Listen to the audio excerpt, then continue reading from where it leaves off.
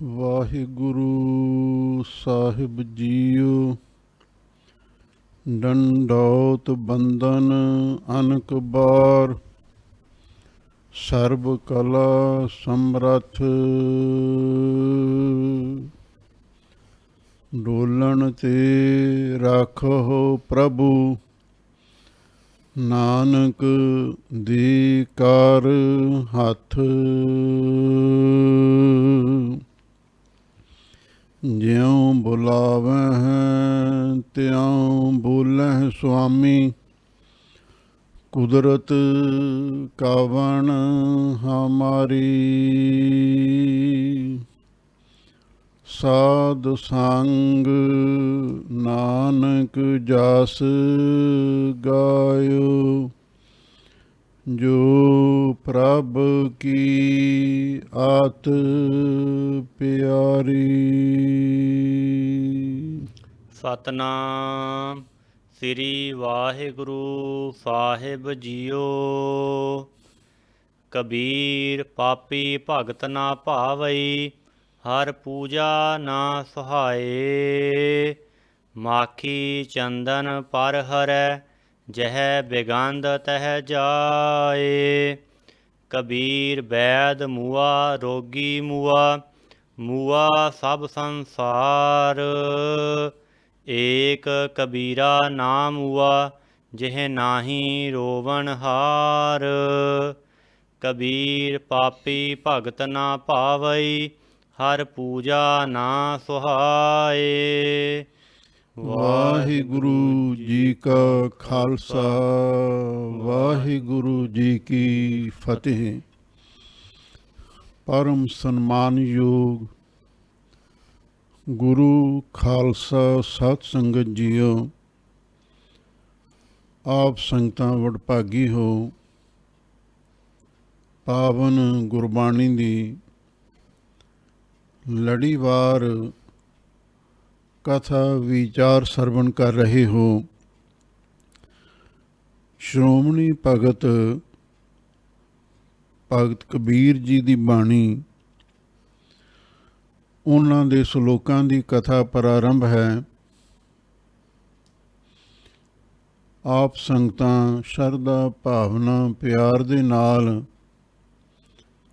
ਪਾਵਨ ਸ਼ਲੋਕਾਂ ਦੀ ਕਥਾ ਵਿਚਾਰ ਸਰਵਣ ਕਰ ਰਹੇ ਹੋ। 67 ਸ਼ਲੋਕਾਂ ਦੀ ਵਿਚਾਰ ਆਪ ਸੰਗਤਾਂ ਸਰਵਣ ਕਰ ਚੁੱਕੇ ਹੋ। ਅਗਲੇ ਸ਼ਲੋਕਾਂ ਦੀ ਵਿਚਾਰ ਆਰੰਭ ਹੋ ਰਹੀ ਹੈ। ਆਪ ਸੰਗਤਾਂ ਸ਼ਰਧਾ ਭਾਵਨਾ ਇਕਾਗਰਤਾ ਦੇ ਨਾਲ ਸਰਵਣ ਕਰੋ ਤੇ ਇੱਕ ਵਾਰ ਪਿਆਰ ਦੇ ਨਾਲ ਆਖੋ, ਸਤਨਾਮ ਸ੍ਰੀ ਵਾਹਿਗੁਰੂ ਸਾਹਿਬ ਜੀਓ। ਕਬੀਰ ਪਾਪੀ ਭਗਤ ਨਾ ਭਾਵਈ, ਹਰ ਪੂਜਾ ਨਾ ਸੁਹਾਏ। ਭਗਤ ਕਬੀਰ ਜੀ ਫਰਮਾਉਂਦੇ ਹਨ, ਜਿਹੜਾ ਪਾਪੀ ਇਨਸਾਨ ਹੈ, ਪਾਪੀ ਪੁਰਸ਼ ਹੈ, ਉਸ ਨੂੰ ਵਾਹਿਗੁਰੂ ਦੀ ਭਗਤੀ ਸਿਖਾਉਂਦੀ ਨਹੀਂ ਹੈ। ਜੇ ਕੋਈ ਅੰਮ੍ਰਿਤ ਵੇਲੇ ਉੱਠ ਕੇ ਵਾਹਿਗੁਰੂ ਮੰਤਰ ਦਾ ਸਿਮਰਨ, ਮੂਲ ਮੰਤਰ ਦਾ ਅਭਿਆਸ ਜਾਂ 5 ਬਾਣੀਆਂ ਦਾ ਉੱਚੀ ਆਵਾਜ਼ ਦੇ ਵਿੱਚ ਪਾਠ ਕਰਦਾ ਹੈ, ਕਈ ਪਾਪੀ ਮਨਮੁਖ ਬੰਦੇ ਉਹ ਕਹਿੰਦੇ ਇਹ ਸਾਨੂੰ ਸੌਣ ਹੀ ਨਹੀਂ ਦਿੰਦਾ। ਪਾਪੀ ਪੁਰਸ਼ ਨੂੰ ਵਾਹਿਗੁਰੂ ਦੀ ਭਗਤੀ ਨਹੀਂ ਪਾਉਂਦੀ, ਨਹੀਂ ਚੰਗੀ ਲੱਗਦੀ। ਹਰ ਪੂਜਾ ਨਾ ਸੁਹਾਏ, ਤੇ ਨਾ ਹੀ ਵਾਹਿਗੁਰੂ ਦੀ ਪੂਜਾ ਟਹਿਲ ਉਹਨੂੰ ਸਿਖਾਉਂਦੀ ਹੈ। ਵਾਹਿਗੁਰੂ ਦੀ ਪੂਜਾ ਕਿਹੜੀ ਹੈ? ਤੇਰਾ ਨਾਮ ਕਰੀ ਚਨਨਾਠੀਆ, ਜੇ ਮਨ ਉਰਸਾ ਹੋਏ, ਕਰਨੀ ਕੁੰਗੂ ਜੇ ਰਲੈ ਘਟ ਅੰਤਰ ਪੂਜਾ ਹੋਏ। ਪੂਜਾ ਕੀਚੈ ਨਾਮ ਤੇ ਆਈਐ ਬਿਨ ਨਾਵੈ ਪੂਜ ਨਾ ਹੋਏ। ਨਾਮ ਜਪਣਾ ਇਹ ਵਾਹਿਗੁਰੂ ਦੀ ਪੂਜਾ ਹੈ। ਭਗਤੀ 9 ਪ੍ਰਕਾਰ ਦੀ ਹੁੰਦੀ ਹੈ। ਸਰਵਣ ਸਿਮਰਨ ਆਓ ਕੀਰਤਨ ਪਾਦ ਸੇਵ ਚਾਨ ਦਾਸਾ ਸਖਪਨ ਬੰਦਨਾ ਸਰਬ ਨਿਵੇਦਨ ਜਾਣ। ਉਹਨਾਂ ਪਾਪੀ ਪੁਰਸ਼ਾਂ ਨੂੰ ਨਵਦਾ ਭਗਤੀ ਪ੍ਰੇਮਾ ਭਗਤੀ ਵੀ ਸਿਖਾਉਂਦੀ ਨਹੀਂ ਹੈ ਤੇ ਨਾ ਹੀ ਉਹ ਵਾਹਿਗੁਰੂ ਦਾ ਨਾਮ ਜਪਦੇ ਹਨ। ਮਾਖੀ ਚੰਦਨ ਪਰ ਹਰੈ ਜਹ ਬਿਗੰਧ ਤਹ ਜਾਏ। ਲੋ ਉਹਨਾਂ ਦਾ ਸੁਭਾਅ ਉਸ ਮੱਖੀ ਵਰਗਾ ਹੈ ਵੀ ਜਿਹੜੀ ਗੰਦਗੀ ਤੇ ਜਾ ਕੇ ਬੈਠਦੀ ਹੈ। ਜਹ ਬਿਗੰਧ ਤਹ ਜਾਏ, ਜਿੱਥੇ ਦੁਰਗੰਧੀ ਹੁੰਦੀ ਹੈ, ਬਦਬੂ ਆਉਂਦੀ ਹੈ, ਮਲ ਮੂਤਰ ਤੇ ਜਾ ਕੇ ਗੰਦੇ ਮੰਦੇ ਥਾਵਾਂ ਤੇ ਜਾ ਕੇ ਬੈਠਦੀ ਹੈ। ਪਰ ਜੀ ਉਸ ਮੱਖੀ ਦੇ ਕੋਲ ਜਿਹੜੀ ਗੰਦਗੀ ਦੀ ਮੱਖੀ ਹੈ, ਚੰਦਨ ਦਾ ਬੂਟਾ ਲੱਗਿਆ ਹੋਵੇ ਜਾਂ ਕੋਈ ਚੰਦਨ ਦਾ ਉੱਥੇ ਟੁਕੜਾ ਰੱਖ ਦੇਵੇ, ਉਹ ਚੰਦਨ 'ਤੇ ਨਹੀਂ ਬੈਠੇਗੀ, ਉਹਦੀ ਖੁਸ਼ਬੂ ਨਹੀਂ ਲਵੇਗੀ। ਉਹ ਮੱਖੀ ਜਿਹੜੀ ਗੰਦਗੀ ਦੀ ਮੱਖੀ ਹੈ ਉਹ ਚੰਦਨ ਨੂੰ ਤਿਆਗ ਦੇਵੇਗੀ। ਇਸੇ ਤਰ੍ਹਾਂ ਚੰਦਨ ਵਾਂਗ ਵਾਹਿਗੁਰੂ ਦਾ ਜਸ ਹੈ, ਚੰਦਨ ਵਾਂਗ ਵਾਹਿਗੁਰੂ ਦਾ ਨਾਮ ਹੈ।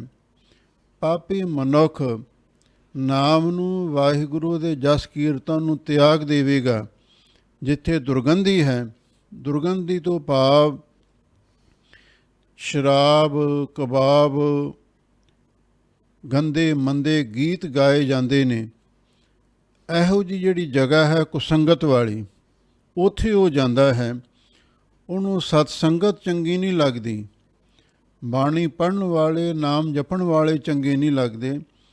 ਜਿਹੜੇ ਸਾਕਤ ਪੁਰਸ਼ ਨੇ ਉਹ ਕੁਸੰਗਤ ਵਿੱਚ ਜਾਂਦੇ ਨੇ, ਪੱਬਾਂ ਕਲੱਬਾਂ ਵਿੱਚ ਜਾਂਦੇ ਨੇ ਅਤੇ ਉੱਥੇ ਜਾ ਕੇ ਭਰਪੂਰ ਮਨੋਰੰਜਨ ਕਰਦੇ ਹਨ। ਇਹਦੇ ਵਿੱਚ ਹੀ ਉਹ ਸੁੱਖ ਸਮਝਦੇ ਹਨ। ਕਬੀਰ ਬੈਦ ਮੂਆ ਰੋਗੀ ਮੂਆ ਮੂਆ ਸਭ ਸੰਸਾਰ। ਲੋਕ ਕਬੀਰ ਭਗਤ ਜੀ ਦੇ ਮਹੱਲੇ ਦੇ ਵਿੱਚ ਕੋਈ ਵੈਦ ਰਹਿੰਦਾ ਸੀ ਜਿਹੜਾ ਬਿਮਾਰ ਬੰਦਿਆਂ ਦੀ ਦਵਾਈ ਬੂਟੀ ਕਰਦਾ ਸੀ, ਇਲਾਜ ਕਰਦਾ ਸੀ। ਕੋਈ ਮਰੀਜ਼ ਉਹਦੇ ਕੋਲੇ ਗਿਆ ਇਲਾਜ ਕਰਾਉਣ ਵਾਸਤੇ, ਉਹ ਵੀ ਮਰ ਗਿਆ। ਲੋ ਭਗਤ ਜੀ ਕਹਿੰਦੇ ਨੇ ਇਹ ਤੇ ਵਾਹਿਗੁਰੂ ਦਾ ਭਾਣਾ ਹੈ, ਜੋ ਆਇਆ ਸੋ ਚੱਲ ਸੀ, ਸਭ ਕੋਈ ਆਈ ਵਾਰੀ ਹੈ। ਇਹਨਾਂ ਵੈਦਾਂ ਡਾਕਟਰਾਂ ਦੇ ਹੱਥ ਵਿੱਚ ਵੀ ਕੁਝ ਨਹੀਂ ਹੈ। ਵਧੀ ਦਾ ਇਲਾਜ ਹੋ ਜਾਂਦਾ, ਘਟੀ ਦਾ ਕੋਈ ਇਲਾਜ ਨਹੀਂ। ਜਦੋਂ ਕੋਈ ਮਹਾਂਮਾਰੀ ਫੈਲਦੀ ਹੈ, ਲੱਖਾਂ ਲੋਕਾਂ ਦੀਆਂ ਜਾਨਾਂ ਚਲੀਆਂ ਜਾਂਦੀਆਂ ਨੇ ਅਤੇ ਨਾਲ ਵੈਦ, ਹਕੀਮ, ਡਾਕਟਰ ਵੀ ਮਰ ਜਾਂਦੇ ਨੇ। ਜਿਹੜੇ ਉਹਨਾਂ ਨੂੰ ਬਚਾਉਣ ਵਾਲੇ ਨੇ ਉਹ ਵੀ ਮੌਤ ਦਾ ਸ਼ਿਕਾਰ ਹੋ ਜਾਂਦੇ ਨੇ। ਇਸ ਵਾਸਤੇ ਭਗਤ ਜੀ ਕਹਿੰਦੇ ਨੇ ਮੌਤ ਤੋਂ ਕੋਈ ਵੀ ਨਹੀਂ ਬਚਾ ਸਕਦਾ। ਜੰਮਣ ਮਰਨਾ ਹੁਕਮ ਹੈ, ਭਾਣੇ ਆਵੈ ਜਾਏ। ਕਬੀਰ ਭਗਤ ਜੀ ਕਹਿੰਦੇ ਵੈਦ ਵੀ ਮਰ ਗਿਆ, ਰੋਗੀ ਮਰੀਜ਼ ਵੀ ਮਰ ਗਿਆ ਹੈ, ਮੂਆ ਸਭ ਸੰਸਾਰ, ਤੇ ਸਾਰਾ ਸੰਸਾਰ ਵੀ ਮਰ ਗਿਆ ਹੈ। ਇਹਦਾ ਮਤਲਬ ਇਹ ਹੈ ਜਿਵੇਂ ਜਿਵੇਂ ਕਿਸੇ ਦੀ ਵਾਰੀ ਆਉਂਦੀ ਹੈ, ਸਾਰਿਆਂ ਨੂੰ ਇਹ ਆਸਾਰ ਸੰਸਾਰ ਛੱਡ ਕੇ ਜਾਣਾ ਪੈਂਦਾ ਹੈ। ਏਕ ਕਬੀਰਾ ਨਾ ਮੂਆ ਜਿਹ ਨਾਹੀ ਰੋਵਨ ਹਾਰ। ਲੋ ਭਗਤ ਕਬੀਰ ਜੀ ਕਹਿੰਦੇ ਇੱਕ ਮੈਂ ਨਹੀਂ ਮਰਿਆ, ਜਿਸ ਨੂੰ ਕੋਈ ਰੋਣ ਵਾਲਾ ਨਹੀਂ ਸੀ। ਕਿਉਂ? ਭਗਤ ਜੀ ਨਰਮੋਹ ਸਨ।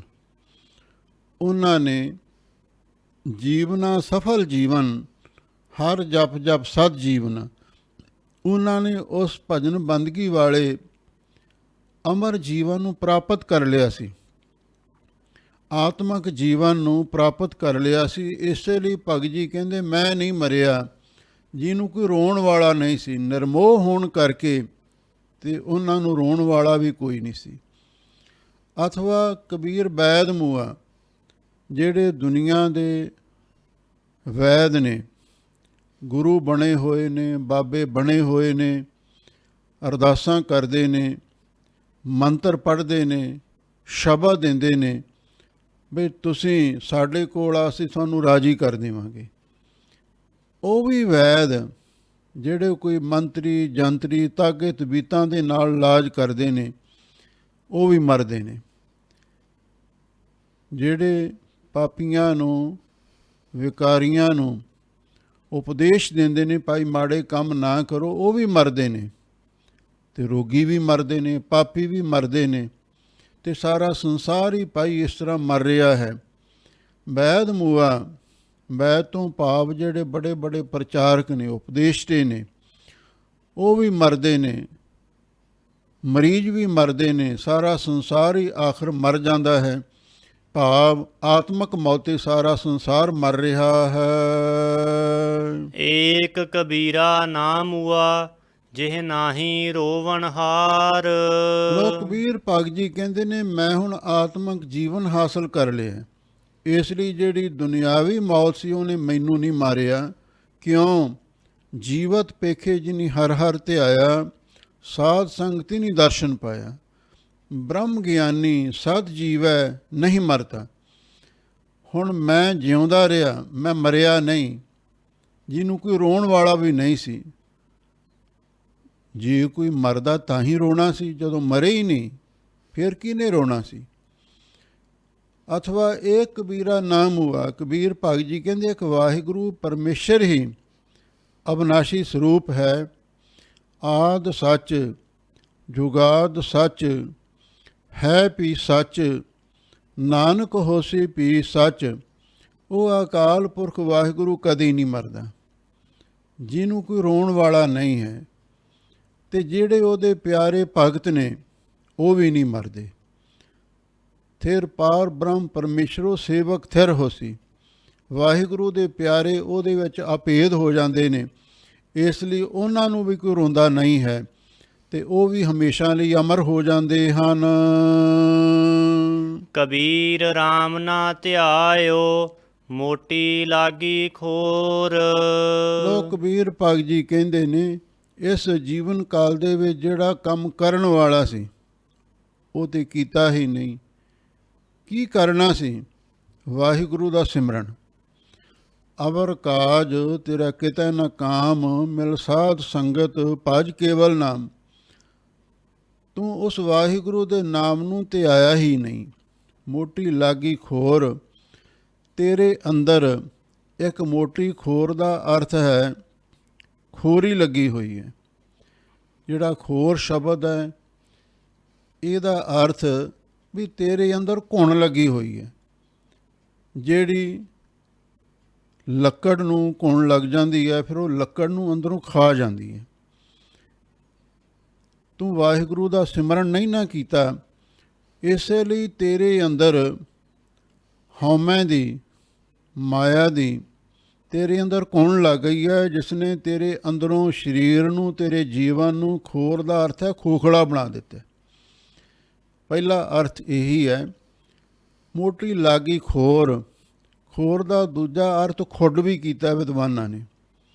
ਤੇਰੇ ਅੰਦਰ ਇੱਕ ਬਹੁਤ ਵੱਡੀ ਖੁੱਡ ਪੈਦਾ ਹੋ ਗਈ ਹੈ, ਉਹ ਹੈ ਦੁਬਦਾ ਦੀ, ਭਰਮ ਭ੍ਰਾਂਤੀ ਦੀ, ਵਹਿਮਾਂ ਭਰਮਾਂ ਦੀ। ਤੇਰੇ ਅੰਦਰ ਉਹ ਖੁੱਡ ਪੈਦਾ ਹੋ ਗਈ ਹੈ।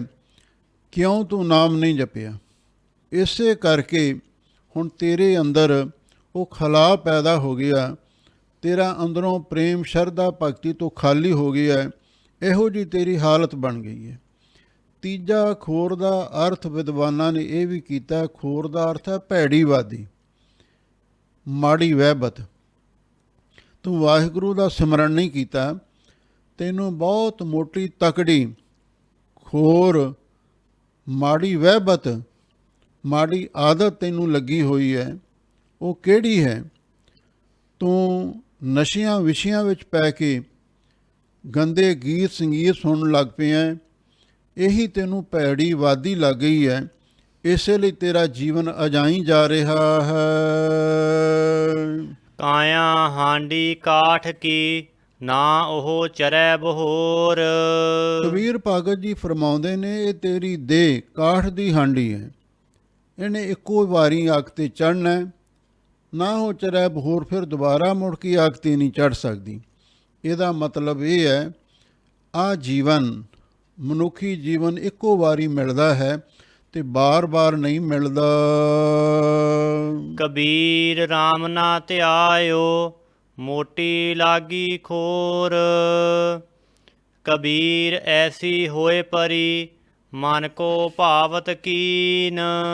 ਲੋ ਭਗਤ ਜੀ ਕਹਿੰਦੇ ਨੇ, ਅਸੀਂ ਮਨ ਵਿੱਚ ਸੋਚਦੇ ਸੀ ਬਈ ਕੋਈ ਇਹੋ ਜਿਹਾ ਸਮਾਂ ਬਣੇ, ਅਸੀਂ ਵੀ ਕੋਈ ਕੁਰਬਾਨੀ ਕਰੀਏ, ਸ਼ੁਭ ਕਰਨੀ ਕਰੀਏ, ਜਿਹਦੇ ਨਾਲ ਦੁਨੀਆ ਦੇ ਵਿੱਚ ਜਸ ਸੋਭਾ ਵਡਿਆਈ ਹੋਵੇ। ਕਬੀਰ ਐਸੀ ਹੋਏ ਪਰੀ, ਉਹੀ ਗੱਲ ਜਿਸ ਨੂੰ ਸੋਚ ਰਹੇ ਸੀ ਤੇ ਇਹੋ ਜਿਹੀ ਖੇਡ ਵਰਤ ਗਈ। ਮਨ ਕੋ ਪਾਵਤ ਕੀਨ, ਜੋ ਅਸੀਂ ਮਨ ਵਿੱਚ ਚਾਹੁੰਦੇ ਸਾਂ ਉਹ ਸਬੱਬ ਬਣ ਗਿਆ ਹੈ। ਇਹਦਾ ਮਤਲਬ ਇਹ ਹੈ, ਜਦੋਂ ਕੋਈ ਭਗਤੀ ਦੇ ਮਾਰਗ 'ਤੇ ਚੱਲਦਾ ਹੈ, ਅਥਵਾ ਧਰਮ ਦੇ ਮਾਰਗ 'ਤੇ ਚੱਲਦਾ ਹੈ, ਅਥਵਾ ਸਿੱਖੀ ਦੇ ਨਿਰਮਲ ਪੰਥ 'ਤੇ ਚੱਲਦਾ ਹੈ, ਤੇ ਫਿਰ ਉੱਥੇ ਕੁਰਬਾਨੀ ਤਾਂ ਕਰਨੀ ਪੈਂਦੀ ਹੈ। ਪਹਿਲਾਂ ਮਰਨ ਕਬੂਲ, ਜੀਵਨ ਕੀ ਛੱਡੇ ਆਸ, ਹੋ ਸਭਨਾ ਕੀ ਰੇਣਕਾ ਤੋ ਆਓ ਹਮਾਰੇ ਪਾਸ। ਅਸੀਂ ਚਾਹੁੰਦੇ ਸੀ ਵੀ ਅਸੀਂ ਪਰਮਾਰਥ ਦੇ ਰਸਤੇ ਚੱਲੀਏ, ਚਾਹੇ ਕਿੱਡੀ ਵੱਡੀ ਵੀ ਕੁਰਬਾਨੀ ਕਰਨੀ ਪਵੇ, ਕੀਮਤ ਚੁਕਾਉਣੀ ਪਵੇ, ਤੇ ਅਸੀਂ ਚੁਕਾਉਣ ਲਈ ਤਿਆਰ ਹਾਂ। ਇਹ ਸੋਚਦੇ ਸੀ ਮਨ ਦੇ ਵਿੱਚ। ਜਿਵੇਂ ਪੰਜਾਂ ਪਿਆਰਿਆਂ ਨੇ ਕਲਗੀਧਰ ਪਾਤਸ਼ਾਹ ਨੂੰ ਸੀਸ ਭੇਟਾ ਕੀਤੇ, ਫਿਰ ਅੰਮ੍ਰਿਤ ਦੀ ਦਾਤ ਪ੍ਰਾਪਤ ਕੀਤੀ। ਸਾਡੇ ਮਨ ਦੇ ਵਿੱਚ ਵੀ ਇਹ ਇੱਛਾ ਸੀ, ਭਾਵਨਾ ਸੀ, ਅਸੀਂ ਵੀ ਗੁਰੂ ਵਾਲੇ ਬਣੀਏ, ਤੇ ਅਸੀਂ ਵੀ ਹੁਣ ਮਨ ਪੱਕਾ ਕਰ ਲਿਆ ਹੈ। ਮਰਨੇ ਤੇ ਕਿਆ ਡਰਪਨਾ, ਜਬ ਹਾਥ ਸਿਧੌਰਾ ਲੀਨ। ਲੋ ਭਗਤ ਜੀ ਕਹਿੰਦੇ ਨੇ, ਜਿਹੜੀ ਇਸਤਰੀ ਪਤੀ ਦੇ ਪ੍ਰੇਮ ਦੇ ਵਿੱਚ ਉਹਦੇ ਵਿਛੋੜੇ ਨੂੰ ਨਾ ਝੱਲਦੀ ਹੋਈ ਸਤੀ ਹੋਣ ਵਾਸਤੇ ਤਿਆਰ ਹੋ ਜਾਂਦੀ ਹੈ, ਤੇ ਫਿਰ ਉਹ ਹੱਥ ਵਿੱਚ ਸੰਧੂਰ ਦੇ ਨਾਲ ਰੰਗਿਆ ਹੋਇਆ ਸ਼੍ਰੀ ਫਲ ਨਾਲੀਅਰ ਪਕੜ ਲੈਂਦੀ ਸੀ, ਤੇ ਲਾਲ ਰੰਗ ਦੇ ਕੱਪੜੇ ਪਾ ਕੇ ਔਰ ਉਹ ਪਤੀ ਦੇ ਨਾਲ ਹੀ ਚਿਖਾ ਤੇ ਸਤੀ ਹੋ ਜਾਂਦੀ ਸੀ। ਜਿਸ ਇਸਤਰੀ ਨੇ ਹੱਥ ਵਿੱਚ ਸੰਧੂਰਾ ਨਾਲੀਅਰ ਪਕੜ ਲਿਆ ਹੋਵੇ, ਉਹਦਾ ਮਤਲਬ ਇਹ ਹੈ, ਹੁਣ ਇਹਦੇ ਅੰਦਰੋਂ ਮੌਤ ਦਾ ਡਰ ਨਿਕਲ ਗਿਆ।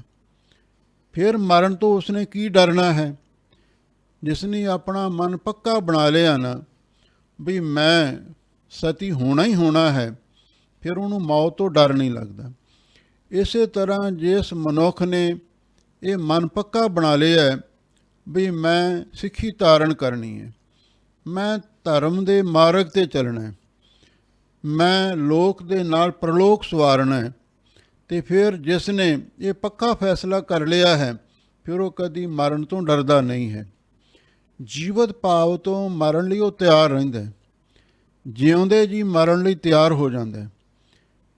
ਅਥਵਾ ਜਬ ਹਾਥ ਸਿਧੌਰਾ ਲੀਨ, ਦੂਜਾ ਵਿਦਵਾਨਾਂ ਨੇ ਇਹ ਵੀ ਅਰਥ ਕੀਤਾ ਹੈ, ਜਦੋਂ ਕਿਧਰੇ ਜੰਗ ਯੁੱਧ ਹੋ ਰਿਹਾ ਹੋਵੇ, ਜੇ ਸੂਰਮੇ ਨੇ ਸਭਾ ਦੇ ਵਿੱਚ, ਸੂਰਮਿਆਂ ਦੀ ਸਭਾ ਦੇ ਵਿੱਚ, ਸਿਧੌਰਾ ਦਾ ਅਰਥ ਹੈ ਖੰਡਾ ਫੜ ਲਿਆ ਹੋਵੇ ਵੀ ਮੈਂ ਦੁਸ਼ਮਣ ਦੇ ਨਾਲ ਜਾ ਕੇ ਲੜਾਂਗਾ। ਸਿਧੌਰਾ ਖੰਡੇ ਦਾ ਵੀ ਅਰਥ ਕੀਤਾ ਹੈ। ਜਦੋਂ ਕਿਸੇ ਸੂਰਮੇ ਨੇ ਹੱਥ ਵਿੱਚ ਖੰਡਾ ਫੜ ਲਿਆ, ਫਿਰ ਉਹਨੇ ਮਰਨ ਤੋਂ ਕੀ ਡਰਨਾ ਹੈ। ਕਬੀਰ ਰਸ ਕੋ ਗਾਂਡੋ ਚੂਸੀਐ, ਗੁਣ ਕੋ ਮਰੀਐ ਰੋਏ। ਅੰਤਰੀ ਭਾਵ ਦੇ ਅੰਦਰ ਸਿਧੌਰਾ ਹੈ, ਜਿਹੜਾ ਗਿਆਨ ਦਾ ਖੰਡਾ, ਵਿਵੇਕ ਦਾ ਖੜਗ ਜਿਸ ਨੇ ਹੱਥ ਵਿੱਚ ਪਕੜ ਲਿਆ, ਫਿਰ ਉਹ ਮਰਨ ਤੋਂ ਨਹੀਂ ਡਰਦਾ।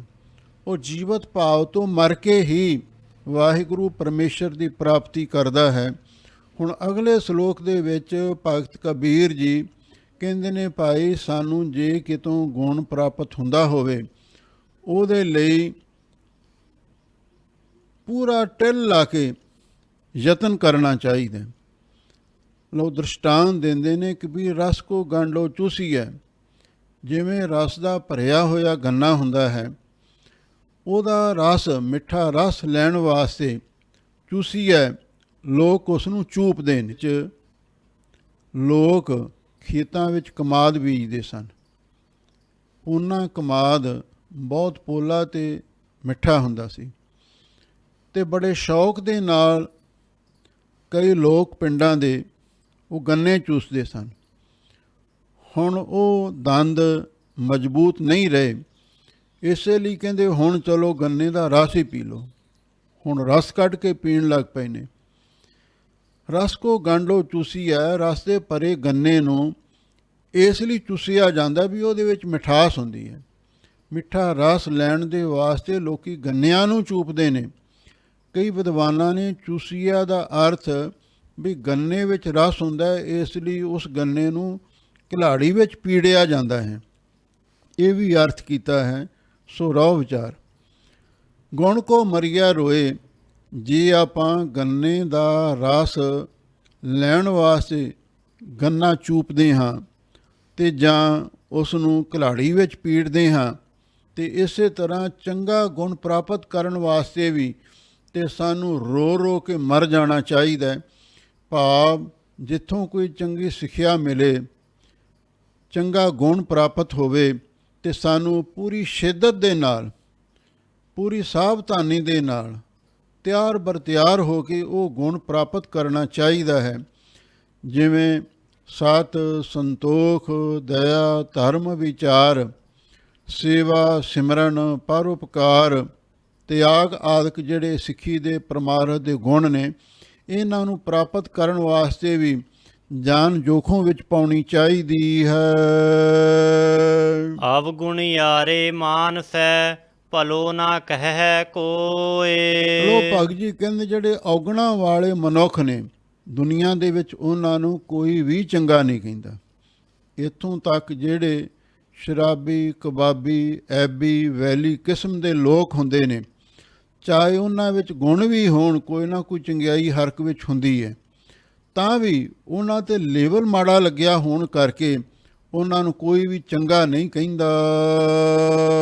ਕਬੀਰ ਗਾਗਰ ਜਲ ਭਰੀ, ਆਜ ਕਾਲ ਜਹ ਫੂਟ। ਲੋਕ ਕਬੀਰ ਭਗਤ ਜੀ ਅੱਗੇ ਵੈਰਾਗਮਈ ਉਪਦੇਸ਼ ਦਿੰਦੇ ਹਨ। ਇਹ ਸਾਡੀ ਦੇਹ ਗਾਗਰ ਵਾਂਗ ਹੈ, ਇਹ ਜਲ ਦੇ ਨਾਲ ਭਰੀ ਹੋਈ ਹੈ। ਸਰੀਰ ਗਾਗਰ ਵਾਂਗ ਹੈ ਅਤੇ ਪਾਣੀ ਕਿਹੜਾ ਹੈ? ਸਵਾਸਾਂ ਦਾ ਪਾਣੀ ਇਹਦੇ ਵਿੱਚ ਭਰਿਆ ਹੋਇਆ ਹੈ। ਆਜ ਕਾਲ ਜਹੇ ਫੂਟ, ਇਹਨੇ ਅੱਜ ਜਾਂ ਕੱਲ੍ਹ ਨੂੰ ਫੁੱਟ ਜਾਣਾ। ਕਹਾਂ ਵਿਸਾਸਾ ਇਸ ਭਾਂਡੇ ਕਾ, ਇਤਨਾ ਕੁ ਲਾਗਾ ਠਣਕਾ। ਹੁਣ ਪਾਣੀ ਦਾ ਘੜਾ ਭਰਿਆ ਹੋਵੇ, ਉਹਨੂੰ ਮਾੜੀ ਜਿਹੀ ਠੋਕਰ ਲੱਗ ਗਈ ਅਤੇ ਉਹਨੇ ਉੱਥੇ ਫੁੱਟ ਜਾਣਾ ਅਤੇ ਪਾਣੀ ਵੀ ਡੁੱਲ ਜਾਣਾ। ਇਸੇ ਤਰ੍ਹਾਂ ਸਾਡੇ ਸਰੀਰ ਵਿੱਚ ਸਵਾਸਾਂ ਦਾ ਪਾਣੀ ਭਰਿਆ ਹੋਇਆ ਹੈ, ਇਹਨੇ ਅੱਜ ਜਾਂ ਭਲ ਕੇ ਇਹਨੇ ਜ਼ਰੂਰ ਟੁੱਟ ਜਾਣਾ ਹੈ। ਗੁਰ ਜੋ ਨਾ ਚੇਤਹਿ ਆਪਣੋ, ਅਦਮਾਜ ਲੀਜਹਿਗੇ ਲੂਟ। ਉਹ ਭਗਤ ਕਬੀਰ ਜੀ ਕਹਿੰਦੇ ਨੇ ਸਰੀਰ ਨੇ ਤੇ ਨਾਸ ਹੋਣਾ ਹੀ ਹੋਣਾ ਹੈ, ਇਹਦਾ ਹੰਕਾਰ ਨਾ ਕਰੋ, ਬਲਕਿ ਗੁਰੂ ਦੀ ਸ਼ਰਨ ਵਿੱਚ ਆ ਜਾਓ।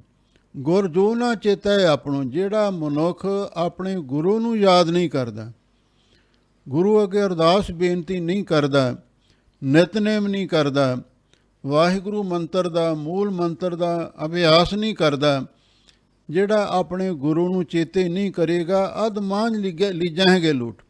ਉਹਨਾਂ ਨੂੰ ਤੇ ਭਾਈ ਜਦੋਂ ਪਰਲੋਕ ਨੂੰ ਜਾਣਾ ਹੋਇਆ ਨਾ, ਅੱਧ ਮਾਂਝ, ਅੱਧ ਵਿਚਕਾਰ ਹੀ, ਅੱਧ ਵਾਟੇ ਹੀ ਉਹਨਾਂ ਨੂੰ ਤੇ ਭਾਈ ਲੁੱਟ ਲੈਣਗੇ। ਕੌਣ ਲੁੱਟਣਗੇ? ਜਿਹੜੇ ਜਮ ਜਗਾਤੀਏ ਨੇ, ਜਿਨ੍ਹਾਂ ਦੇ ਬਾਰੇ ਹਜ਼ੂਰ ਨੇ ਹੋਰ ਥਾਂ 'ਤੇ ਬਾਣੀ ਵਿੱਚ ਫਰਮਾਇਆ ਹੈ, ਕਰਮ ਧਰਮ ਪਾਖੰਡ ਜੋ ਦਿਸੈ ਹੈ, ਤਿਨ ਜਮਜਾ ਗਾਤੀ ਲੂਟਾ ਹੈ, ਨਿਰਵਾਣ ਕੀਰਤਨ ਗਾਵੋ ਕਰਤੇ ਕਾ, ਨਮਕ ਸਿਮਰਤ ਜਤ ਛੂਟੈ। ਵੀ ਇਹ ਜਿਹੜੇ ਜਮ ਜਗਾਤੀ ਨੇ ਰਸਤੇ ਦੇ ਵਿੱਚ ਹੀ ਸਾਰਾ ਉਸ ਦਾ ਸਰਮਾਇਆ ਲੁੱਟ ਲੈਂਦੇ ਹਨ। ਕਬੀਰ ਕੂਕਰ ਰਾਮ ਕੋ, ਮੁਤਿਆ ਮੇਰੋ ਲੋ ਨਾਉ। ਕਬੀਰ ਭਗਤ ਜੀ ਕਹਿੰਦੇ ਮੈਂ ਤੇ ਵਾਹਿਗੁਰੂ ਦੇ ਦਰ ਦਾ ਕੂਕਰ ਹਾਂ। ਕੂਤਰ ਦਾ ਅਰਥ ਹੈ ਕੁੱਤਾ, ਤੇ ਕਈ ਕੁੱਤੇ ਨੂੰ ਦਰਵੇਸ਼ ਵੀ ਕਹਿ ਦਿੰਦੇ ਨੇ। ਇੱਕ ਸੱਚਖੰਡ ਸ੍ਰੀ ਹਜੂਰ ਸਾਹਿਬ ਜੀ ਦੀ ਧਰਤੀ ਤੇ ਵੀ ਕੁੱਤਾ ਰਹਿੰਦਾ ਸੀ। ਉਸ ਦਾ ਜਿਹੜਾ ਨਿਵਾਸ ਅਸਥਾਨ ਸੀ ਗੁਰਦੁਆਰਾ ਲੰਗਰ ਸਾਹਿਬ ਬਾਬਾ ਨਿਧਾਨ ਸਿੰਘ ਜੀ, ਉੱਥੇ ਸੀ ਜਿੱਥੇ ਕਾਰ ਸੇਵਾ ਵਾਲੇ ਮਹਾਂਪੁਰਖ ਸੇਵਾ ਕਰਵਾਉਂਦੇ ਹਨ। ਤੇ ਜਦੋਂ ਅੰਮ੍ਰਿਤ ਵੇਲੇ ਸੱਚਖੰਡ ਦੀ ਇਸ਼ਨਾਨ ਦੀ ਸੇਵਾ ਹੁੰਦੀ ਸੀ, ਗਾਗਰੀਆ ਸਿੰਘ ਤੇ ਨਾਲ ਸੰਗਤ ਹੋਰ ਸੇਵਾਦਾਰ ਗੋਦਾਵਰੀ ਵਿੱਚੋਂ ਜਲ ਭਰਨ ਵਾਸਤੇ ਆਉਂਦੇ, ਉਹ ਕੁੱਤਾ ਵੀ ਉਹਨਾਂ ਦੇ ਨਾਲ ਸ਼ਾਮਲ ਹੁੰਦਾ। ਉਸ ਨੇ ਰੋਜ਼ ਸੱਚਖੰਡ ਸ੍ਰੀ ਹਜੂਰ ਸਾਹਿਬ ਤਖ਼ਤ ਸਾਹਿਬ ਵਾਲੇ ਅਸਥਾਨ 'ਤੇ ਜਾਣਾ ਹੈ। ਇਸ਼ਨਾਨ ਹੋਣ ਤੋਂ ਬਾਅਦ ਫਿਰ ਉਹ ਵਾਪਸ ਮੁੜ ਕੇ ਉੱਥੇ ਹੀ ਆਪਣੇ ਆਸਨ 'ਤੇ ਬੈਠ ਜਾਂਦਾ ਸੀ। ਤੇ ਉਹ ਪਿੱਛੇ ਜੇ ਚੜ੍ਹਾਈ ਕਰ ਗਿਆ ਤੇ ਫਿਰ ਉਹਦਾ ਸਿੱਖੀ ਮਰਜ਼ਾਦਾ ਅਨੁਸਾਰ ਸੰਸਕਾਰ ਕੀਤਾ ਗਿਆ। ਕਿਉਂ? ਉਹ ਗੁਰੂ ਘਰ ਦੀ ਸੇਵਾ ਕਰਨ ਵਾਲਾ ਸੀ। ਇਸੇ ਲਈ ਹੋ ਸਕਦਾ ਪਿਛਲੇ ਜਨਮ ਦੇ ਵਿੱਚ ਕੋਈ ਸੇਵਾਦਾਰ ਹੀ ਹੋਵੇ, ਕਿਸੇ ਗਲਤੀ ਕਾਰਨ ਉਸ ਨੂੰ ਕੂਕਰ ਬਣਨਾ ਪਿਆ ਹੋਵੇ।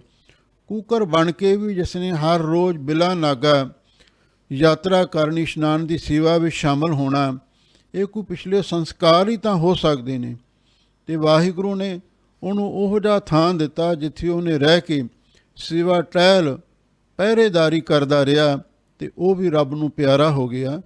ਕਬੀਰ ਭਗਤ ਜੀ ਕਹਿੰਦੇ ਮੈਂ ਵੀ ਰੱਬ ਦਾ ਕੂਕਰ ਹਾਂ। ਮੁਤੀਆ ਮੇਰੋ ਨਾਉ, ਤੇ ਮੇਰਾ ਨਾਮ ਮੋਤੀ ਰੱਖਿਆ ਹੋਇਆ। ਸੁੱਚੇ ਮੋਤੀ ਬੜੇ ਕੀਮਤੀ ਹੁੰਦੇ ਨੇ। ਮੋਤੀ ਨਾਮ ਵੀ ਬੜਾ ਪਿਆਰਾ ਹੈ। ਮੈਂ ਪਰਮੇਸ਼ਰ ਦਾ ਕੂਕਰ ਸੀ, ਪਹਿਰੇਦਾਰ ਸੀ, ਸੇਵਾਦਾਰ ਸੀ, ਤੇ ਮੇਰਾ ਨਾਮ ਉਸਨੇ ਮੋਤੀ ਰੱਖਿਆ ਹੋਇਆ ਹੈ। ਗਲੇ ਹਮਾਰੇ ਜੇਵਰੀ ਜਹ ਖਿੰਚੈ ਤਹ ਜਾਓ। ਸਾਡੇ ਗਲ ਦੇ ਵਿੱਚ ਉਸ ਵਾਹਿਗੁਰੂ ਦੇ ਹੁਕਮ ਦੀ ਜੇਵਰੀ ਰੱਸੀ ਪਈ ਹੋਈ ਹੈ। ਜਹ ਖਿੰਚੈ ਤਹ ਜਾਓ, ਜਿੱਥੇ ਵਾਹਿਗੁਰੂ ਖਿੱਚਦਾ ਅਸੀਂ ਉਸੇ ਪਾਸੇ ਚਲੇ ਜਾਂਦੇ ਹਾਂ। ਕਈ ਜਿਹੜੇ ਲੋਕ ਨੇ ਕੁੱਤਿਆਂ ਦੇ ਸ਼ੌਕੀਨ ਹੁੰਦੇ ਨੇ, ਪਾਲਤੂ ਕੁੱਤਿਆਂ ਨੂੰ ਘਰ ਦੇ ਵਿੱਚ ਰੱਖਦੇ ਨੇ, ਫਿਰ ਉਹਨਾਂ ਦੇ ਗਲ ਦੇ ਵਿੱਚ ਸੰਗਲੀ ਵੀ ਪਾਉਂਦੇ ਨੇ, ਬਾਹਰ ਘੁਮਾਉਣ ਵਾਸਤੇ ਲੈ ਕੇ ਜਾਂਦੇ ਨੇ। ਉਹ ਜਿੱਧਰ ਨੂੰ ਮਾਲਕ ਖਿੱਚਦਾ ਉਸ ਪਾਸੇ ਵੱਲ ਨੂੰ ਉਹਨਾਂ ਨੂੰ ਜਾਣਾ ਪੈਂਦਾ। ਇਸੇ ਤਰ੍ਹਾਂ ਗਰੀਬ ਨਵਾਜ਼ ਭਗਤ ਕਬੀਰ ਜੀ ਫਰਮਾਉਂਦੇ ਹਨ, ਸਾਡੇ ਗਲ ਦੇ ਵਿੱਚ ਵੀ ਵਾਹਿਗੁਰੂ ਦੇ ਹੁਕਮ ਦੀ ਰੱਸੀ ਪਈ ਹੋਈ ਹੈ। ਜਿੱਧਰ ਖਿੱਚਦਾ ਉਸੇ ਪਾਸੇ ਅਸੀਂ ਜਾਂਦੇ ਹਾਂ। ਇਹਦਾ ਮਤਲਬ ਇਹ ਹੈ, ਕੁੱਤੇ ਵਿੱਚ ਜਿਹੜਾ ਸਵਾਮ ਭਗਤੀ ਦਾ ਗੁਣ ਹੈ ਉਹ ਸਾਨੂੰ ਧਾਰਨ ਕਰਨਾ ਚਾਹੀਦਾ ਹੈ, ਜਿਸ ਦੇ ਬਾਰੇ ਗੁਰੂ ਤੇਗ ਬਹਾਦਰ ਸਾਹਿਬ ਜੀ ਨੇ ਭੋਗਾਂ ਦੇ ਸਲੋਕਾਂ ਵਿੱਚ ਜ਼ਿਕਰ ਕੀਤਾ ਹੈ।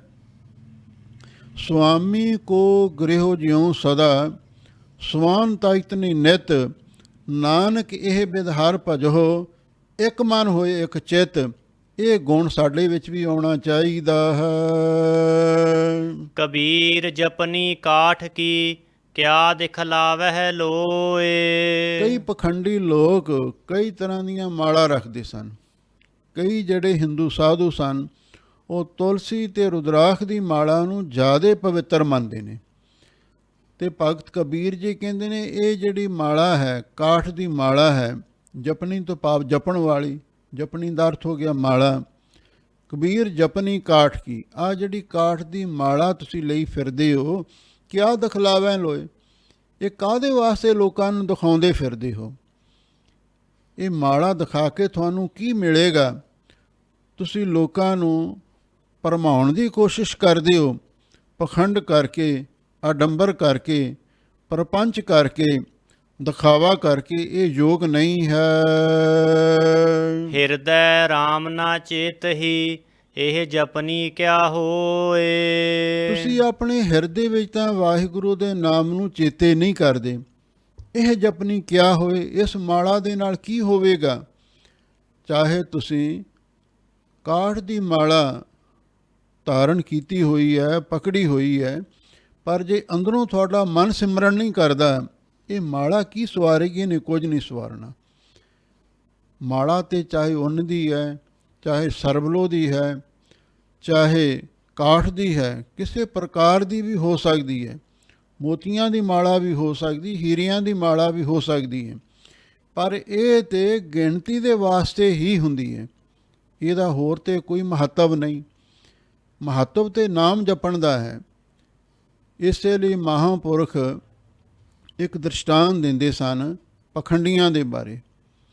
ਮਾਲਾ ਫਿਰਤੀ ਹਾਥ ਮੇਂ, ਜੀ ਫਿਰੈ ਮੁਖ ਮਾਹੇ, ਠੌਰ ਠੌਰ ਮਨੁਆ ਫਿਰੈ ਜਹ ਭਜਨ ਕਛ ਨਾਹੀ। ਹੱਥ ਵਿੱਚ ਮਾਲਾ ਮਣ ਕੇ ਤੇ ਠਾ ਮਣਕਾ ਖੜਕਾਈ ਜਾਂਦਾ ਹੈ, ਅਤੇ ਜਿਹੜੀ ਜ਼ੁਬਾਨ ਹੈ ਉਹ ਮੂੰਹ ਦੇ ਵਿੱਚ ਹਿਲਦੀ ਹੈ, ਰਾਮ ਰਾਮ ਰਾਮ ਰਾਮ ਕਰੀ ਜਾਂਦਾ ਹੈ, ਪਰ ਤੇਰਾ ਮਨ ਅੰਦਰੋਂ ਵਾਹਿਗੁਰੂ ਦੇ ਭਜਨ ਨਾਲ ਨਹੀਂ ਜੁੜਿਆ।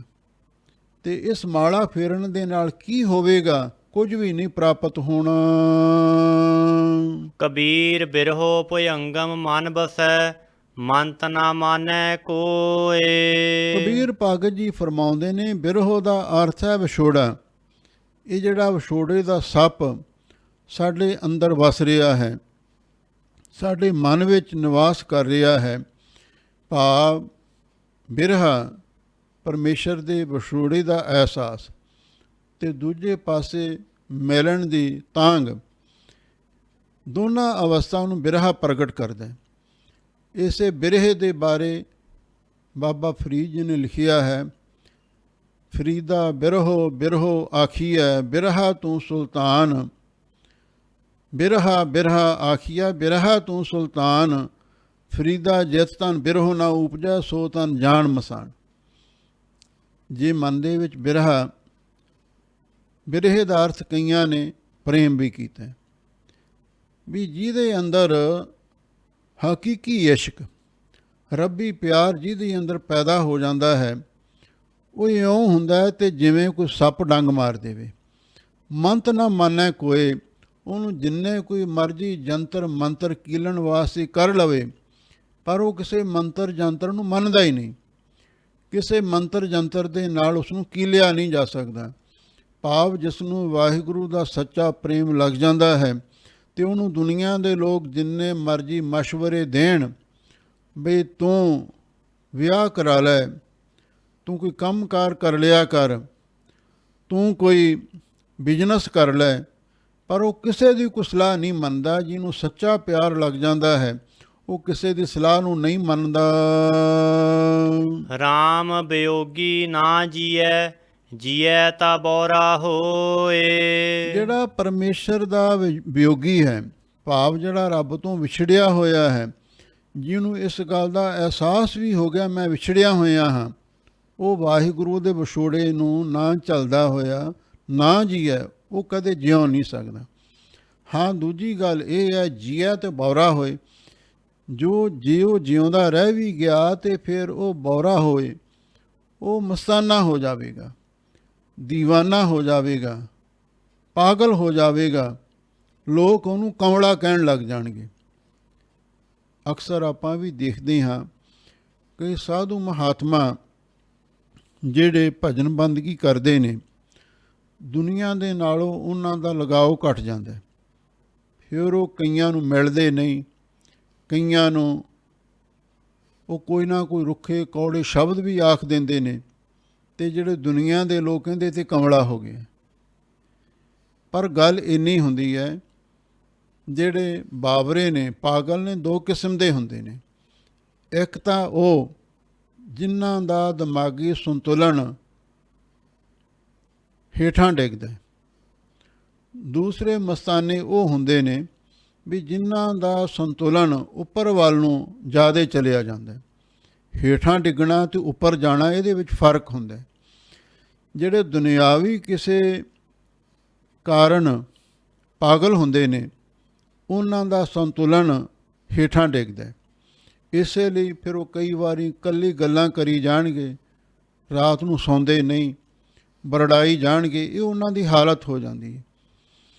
ਅਤੇ ਜਿਹੜੇ ਰੱਬ ਦੇ ਆਸ਼ਿਕ ਹੁੰਦੇ ਨੇ, ਜਿਹੜੇ ਸੱਚੇ ਵਾਹਿਗੁਰੂ ਦੇ ਪ੍ਰੇਮੀ ਉਪਾਸ਼ਕ ਹੁੰਦੇ ਨੇ, ਅਤੇ ਭਿੰਨੀ ਰੈਨੜੀਐ ਚਮਕਣ ਤਾਰੇ, ਜਾਗਹਿ ਸੰਤ ਜਨਾ ਮੇਰੇ ਰਾਮ ਪਿਆਰੇ, ਉਹ ਵੀ ਰਾਤ ਨੂੰ ਜਾਗਦੇ ਨਹੀਂ, ਉਹ ਵੀ ਰੱਬ ਦੇ ਨਾਲ ਗੱਲਾਂ ਕਰਦੇ ਰਹਿੰਦੇ ਨੇ, ਇਸੇ ਲਈ ਭਗਤ ਜੀ ਕਹਿੰਦੇ ਲੋਕ ਉਹਨਾਂ ਨੂੰ ਕਮਲਾ ਕਹਿਣ ਲੱਗ ਜਾਂਦੇ ਨੇ, ਮਸਤਾਨਾ ਕਹਿਣ ਲੱਗ ਜਾਂਦੇ ਨੇ। ਇਸੇ ਲਈ ਭਗਤ ਜੀ ਕਹਿੰਦੇ ਜਿਹੜੇ ਰੱਬ ਦੇ ਵਿਛੋੜੇ ਵਾਲੇ ਬੰਦੇ ਨੇ, ਪਹਿਲੀ ਗੱਲ ਉਹ ਰੱਬ ਦੇ ਵਿਛੋੜੇ ਨੂੰ ਚੱਲ ਹੀ ਨਹੀਂ ਸਕਦੇ, ਉਹ ਮਰ ਜਾਣਗੇ। ਅਤੇ ਜੇ ਨਹੀਂ ਮਰਨਗੇ ਤਾਂ ਫਿਰ ਉਹ ਮਸਤਾਨੇ ਹੋ ਜਾਣਗੇ, ਪਾਗਲ ਹੋ ਜਾਣਗੇ। ਅਤੇ ਕਈ ਸਾਧੂ ਪਾਗਲਾਂ ਦੀ ਤਰ੍ਹਾਂ ਸੰਸਾਰ ਦੇ ਵਿੱਚ ਰਹਿੰਦੇ ਹਨ। ਕਬੀਰ ਪਾਰਸ ਚੰਦਨੈ ਤਿਨ ਹੈ ਏਕ ਸੁਗੰਧ। ਲੋ ਭਗਤ ਕਬੀਰ ਜੀ ਕਹਿੰਦੇ ਨੇ ਵੀ ਚੰਗੀ ਸੰਗਤ ਕਰਨੀ ਚਾਹੀਦੀ ਹੈ। ਜਿਵੇਂ ਪਾਰਸ ਅਤੇ ਚੰਦਨ ਦੋ ਬੜੇ ਕੀਮਤੀ ਨਾਮ ਨੇ, ਕੀਮਤੀ ਪਦਾਰਥ ਨੇ। ਤਿੰਨ ਹੈ ਇੱਕ ਸੁਗੰਧ, ਵੀ ਉਹਨਾਂ ਦੀ ਇੱਕ ਸੁਗੰਧ ਦਾ ਅਰਥ ਹੈ ਇੱਕ ਬਹੁਤ ਵੱਡੀ ਖੂਬੀ ਹੁੰਦੀ ਹੈ, ਉਹਨਾਂ ਵਿੱਚ ਇੱਕ ਬਹੁਤ ਵੱਡੀ ਤਾਰੀਫ ਹੁੰਦੀ ਹੈ, ਉਹਨਾਂ ਦੇ ਵਿੱਚ ਇੱਕ ਬਹੁਤ ਵੱਡਾ ਗੁਣ ਹੁੰਦਾ ਹੈ। ਸੁਗੰਧ ਤੋਂ ਭਾਵ ਹੁੰਦਾ ਸੁਗੰਧੀ ਮਹਿਕ। ਉਹਨਾਂ ਦੀ ਮਹਿਕ, ਉਹਨਾਂ ਦੀ ਸੋਭਾ ਇੱਕੋ ਜਿਹੀ ਹੀ ਹੈ। ਤਿਹ ਮਿਲ ਤੇਊ ਊਤਮ ਭਏ ਲੋਹ ਕਾਠ ਨਿਰਗੰਧ। ਪਾਰਸ ਤੇ ਚੰਦਨ ਨੂੰ ਤਿਹ ਮਿਲ, ਉਹਨਾਂ ਨੂੰ ਮਿਲ ਕੇ ਤੇ ਉਹ ਊਤਮ ਪਏ, ਉਹ ਉੱਤਮ ਹੋ ਗਏ। ਕੌਣ? ਲੋਹ ਕਾਠ ਨਿਰਗੰਧ। ਲੋਹਾ ਵੀ ਸੁਗੰਧੀ ਤੋਂ ਰਹਿਤ ਸੀ ਅਤੇ ਸਾਧਾਰਨ ਕਾਠ ਬਨਸਪਤੀ ਵੀ ਸੁਗੰਧੀ ਤੋਂ ਰਹਿਤ ਹੁੰਦੀ ਹੈ। ਵੇਖ ਲਓ, ਲੋਹਾ ਪਾਰਸ ਨੂੰ ਛੋਹ ਕੇ ਸੋਨਾ ਬਣ ਗਿਆ, ਉਹਦੇ ਵਿੱਚੋਂ ਸੋਨੇ ਦੀ ਚਮਕ, ਸੋਨੇ ਦੀ ਖੁਸ਼ਬੂ ਆਉਣ ਲੱਗ ਪਈ। ਅਤੇ ਜਿਹੜਾ ਕਾਠ ਸੀ ਉਹ ਚੰਦਨ ਨੂੰ ਛੋਹ ਕੇ ਉਹਦੇ ਵਿੱਚ ਦੁਰਗੰਧ ਨਹੀਂ ਸੀ, ਉਹਦੇ ਵਿੱਚ ਸੁਗੰਧੀ ਭਰ ਗਈ। ਇਸੇ ਲਈ ਭਗਤ ਜੀ ਕਹਿੰਦੇ ਨੇ ਚੰਗਿਆਂ ਦੀ ਸੰਗਤ ਕਰਕੇ ਚੰਗਾ ਬਣਿਆ ਜਾਂਦਾ ਹੈ। ਕਬੀਰ ਜਮ ਕਾ ਠੇਂਗਾ ਬੁਰਾ ਹੈ ਉਹ ਨਹੀਂ ਸਹਿਆ ਜਾਏ। ਕਬੀਰ ਭਗਤ ਜੀ ਨੂੰ ਕੋਈ ਜਗਿਆਸੂ ਆ ਕੇ ਕਹਿਣ ਲੱਗਾ, ਕਹਿੰਦਾ ਮਹਾਰਾਜ ਜਦੋਂ ਪ੍ਰਲੋਕ ਦੀਆਂ ਗੱਲਾਂ ਸੁਣਦੇ ਹਾਂ, ਪੜ੍ਹਦੇ ਹਾਂ, ਬੜਾ ਡਰ ਲੱਗਦਾ। ਕਿਉਂ? ਸੁਣਿਆ ਹੈ ਜਿਹੜਾ ਜਮਾਂ ਦਾ ਠੇਗਾਂ ਦਾ ਅਰਥ ਹੈ ਡੰਡਾ, ਸੋਟਾ, ਸਲੋਤਰ, ਉਹ ਬਹੁਤ ਬੁਰਾ ਹੈ। ਜਮਾਂ ਦਾ ਡੰਡਾ, ਜਮਾਂ ਦਾ ਸਲੋਤਰ ਬਹੁਤ ਮਾੜਾ ਹੈ। ਉਹ ਨਹੀਂ ਸਹਿਆ ਜਾਏ। ਜਿਹਦੇ ਇੱਕ ਵਾਰੀ ਸਿਰ 'ਤੇ ਵੱਜਦਾ ਹੈ ਨਾ, ਉਹਦੀ ਸੱਟ ਨੂੰ ਸਹਾਰਿਆ ਨਹੀਂ ਜਾਂਦਾ। ਏਕ ਜੋ ਸਾਧੂ ਮੋਹੇ ਮਿਲਿਓ ਤਿਨ ਲੀਆ ਅੰਚਨ ਲਾਏ। ਲੋ ਭਗਤ ਕਬੀਰ ਜੀ ਕਹਿੰਦੇ ਨੇ ਇੱਕ ਜੋ ਸਾਧੂ ਮੋਹੇ ਮਿਲਿਓ ਤਿਨ ਲੀਆ ਅੰਚਲ ਲਾਏ। ਇੱਕ ਸਾਨੂੰ ਇਹੋ ਜਿਹਾ ਸਾਧੂ ਮਹਾਂਪੁਰਖ ਮਿਲ ਗਿਆ, ਕੋਈ ਇਹੋ ਜਿਹਾ ਰੱਬ ਦਾ ਪਿਆਰਾ ਮੁਰਸ਼ਦ ਮਿਲ ਗਿਆ, ਉਹਨੇ ਸਾਨੂੰ ਆਪਣੇ ਲੜ ਲਾ ਲਿਆ। ਭਾਵ ਜਦੋਂ ਕੋਈ ਵੀ ਇਨਸਾਨ ਸੱਚੇ ਗੁਰੂ ਦੀ ਸ਼ਰਨ ਵਿੱਚ ਚਲਿਆ ਜਾਂਦਾ ਹੈ, ਸਿੱਖੀ ਦਾ ਪੱਲਾ, ਸ਼ਬਦ ਦਾ ਪੱਲਾ, ਉਪਦੇਸ਼ ਦਾ ਪੱਲਾ ਪਕੜ ਲੈਂਦਾ ਹੈ, ਖੰਡੇ ਬਾਟੇ ਦਾ ਅੰਮ੍ਰਿਤ ਛਕ ਕੇ ਤਿਆਰ ਬਰਤਿਆਰ ਹੋ ਜਾਂਦਾ ਹੈ, ਫਿਰ ਉਹ ਜਮਾਂ ਦੇ ਡੰਡੇ ਤੋਂ ਬਚ ਜਾਂਦਾ। ਇਸੇ ਲਈ ਭਗਤ ਜੀ ਕਹਿੰਦੇ ਨੇ ਭਲਿਆ ਲੋਕਾ, ਜੇ ਤੂੰ ਵੀ ਚਾਹੁੰਦਾ ਵੀ ਜਮਾਂ ਦੀ ਮਾਰ ਤੋਂ ਬਚ ਜਾਵਾਂ ਤੇ ਫਿਰ ਗੁਰੂ ਦੀ ਸ਼ਰਨ ਪੈ, ਤੇ ਗੁਰੂ ਦੀ ਸ਼ਰਨ ਪੈ ਕੇ ਤੂੰ ਜਮਾਂ ਦੇ ਡੰਡੇ ਤੋਂ ਬਚ ਸਕਦਾ ਹੈ। ਕਬੀਰ ਬੈਦ ਕਹੈ ਹਉ ਹੀ ਭਲਾ ਦਾਰੂ ਮੇਰੇ ਵਸ। ਦੁਨੀਆ ਦੇ ਵਿੱਚ ਕਈ ਜਿਹੜੇ ਵੈਦ ਨੇ, ਹਕੀਮ ਨੇ ਜਾਂ ਡਾਕਟਰ ਨੇ, ਉਹ ਇਸ ਗੱਲ ਦਾ ਦਾਅਵਾ ਕਰਦੇ ਨੇ ਅਸੀਂ ਚਾਹੇ ਕੋਈ ਵੀ ਬਿਮਾਰੀ ਹੋਵੇ ਉਹਦਾ ਇੰਨੇ ਦਿਨਾਂ ਦੇ ਵਿੱਚ, ਹਫ਼ਤੇ 2 ਹਫ਼ਤੇ ਵਿੱਚ ਇਲਾਜ ਕਰ ਦੇਵਾਂਗੇ। ਪਰ ਭਗਤ ਜੀ ਕਹਿੰਦੇ ਦਾਅਵਾ ਕਰਨਾ ਠੀਕ ਨਹੀਂ ਹੈ। ਕਬੀਰ ਵੈਦ ਕਹੇ ਹਉ ਹੀ ਭਲਾ, ਵੈਦ ਇਹ ਗੱਲ ਕਹਿੰਦਾ ਹੈ ਮੈਂ ਭਲਾ, ਬਹੁਤ ਵਧੀਆ, ਬਹੁਤ ਉੱਚੀ ਡਿਗਰੀ ਵਾਲਾ, ਉੱਚੀ ਪਦਵੀ ਵਾਲਾ ਮੈਂ ਇੱਕ ਇਨਸਾਨ ਹਾਂ। ਦਾਰੂ ਮੇਰਾ ਵਸ, ਕਿਉਂ? ਮੈਂ ਦਵਾ ਦਾਰੂ ਕਰਨਾ ਜਾਣਦਾ ਹਾਂ। ਕੋਈ ਬਿਮਾਰੀ ਹੋਵੇ ਮੈਂ ਉਸ ਦਾ ਇਲਾਜ ਕਰ ਸਕਦਾ ਹਾਂ। ਇਹ ਤੋ ਬਸਤ ਗੋਪਾਲ ਕੀ ਜਬ ਭਾਵੈ ਲੇਖਸ। ਲੋ ਸਤਿਗੁਰੂ ਕਹਿੰਦੇ ਨੇ ਵੈਦਾਂ, ਡਾਕਟਰਾਂ ਨੂੰ ਵੀ, ਹਕੀਮਾਂ ਨੂੰ ਵੀ ਉਪਦੇਸ਼ ਦਿੰਦੇ ਨੇ, ਭਾਈ ਆਪਣੇ ਗੁਣ ਦਾ, ਆਪਣੀ ਡਾਕਟਰੀ ਦਾ, ਆਪਣੀ ਪਦਵੀ ਦਾ, ਆਪਣੀ ਡਿਗਰੀ ਦਾ ਹੰਕਾਰ ਨਾ ਕਰੋ। ਇਹ ਤੋਂ ਬਸਤ ਗੋਪਾਲ ਕੀ, ਇਹ ਜਿਹੜਾ ਗੁਣ ਹੈ, ਰੋਗ ਦੀ ਸਮਝ ਆਉਣੀ ਅਤੇ ਰੋਗ ਦੀ ਕੋਈ ਦਵਾ ਦਾਰੂ ਕਰਨੀ, ਇਹ ਦਾਤ ਵਾਹਿਗੁਰੂ ਦੀ ਹੈ। ਕਿਸੇ ਬਿਮਾਰ ਨੂੰ ਰਾਜੀ ਕਰਨਾ ਇਹ ਪਰਮੇਸ਼ਰ ਦੇ ਹੁਕਮ ਦੀ ਗੱਲ ਹੈ। ਪਿੱਛੇ ਵੀ ਹਜ਼ੂਰ ਨੇ ਫਰਮਾਇਆ ਸੀ ਫੁਨਹ ਬਾਣੀ ਦੇ ਵਿੱਚ, ਵੈਦਾ ਸੰਦਾ ਸੰਗ ਇਕੱਠਾ ਹੋਇਆ, ਔਖਦ ਆਏ ਰਾਸ ਵਿੱਚ ਆਪ ਖਲੋਇਆ, ਜੋ ਜੋ ਉਹਨਾਂ ਕਰਮ ਸੁਕਰਮ ਹੋਏ ਪਸਰਿਆ, ਹਰਹਾਂ ਦੁੱਖ ਰੋਗ ਸਭ ਪਾਪ ਤਨ 'ਤੇ ਖਿਸਰਿਆ।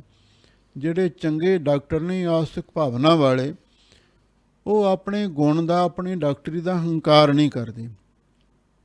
ਉਹ ਰੱਬ 'ਤੇ ਭਰੋਸਾ ਰੱਖਦੇ ਨੇ, ਗੁਰੂ 'ਤੇ ਯਕੀਨ ਕਰਦੇ ਨੇ, ਅਤੇ ਫਿਰ ਉਹ ਕਹਿੰਦੇ ਨੇ ਵੀ ਅਸੀਂ ਕੀ ਚੀਜ਼ ਹਾਂ, ਇਹ ਤਾਂ ਵਾਹਿਗੁਰੂ ਪਰਮੇਸ਼ਰ ਹੀ ਸਭ ਕੁਝ ਕਰਨ ਕਰਾਉਣ ਵਾਲਾ ਹੈ। ਜੇ ਸਾਡੇ ਵਿੱਚ ਵੀ ਇਹ ਗੁਣ ਹੈ, ਅਸੀਂ ਕਿਸੇ ਨੂੰ ਰਾਜੀ ਕਰਦੇ ਹਾਂ, ਇਹ ਵਾਹਿਗੁਰੂ ਪਰਮੇਸ਼ਰ ਦੀ ਦਾਤ ਹੈ। ਇਸੇ ਲਈ ਭਗਤ ਜੀ ਕਹਿੰਦੇ ਨੇ ਇਹਨੂੰ ਵਾਹਿਗੁਰੂ ਦੀ ਦਾਤ ਸਮਝਣਾ ਚਾਹੀਦਾ ਹੈ।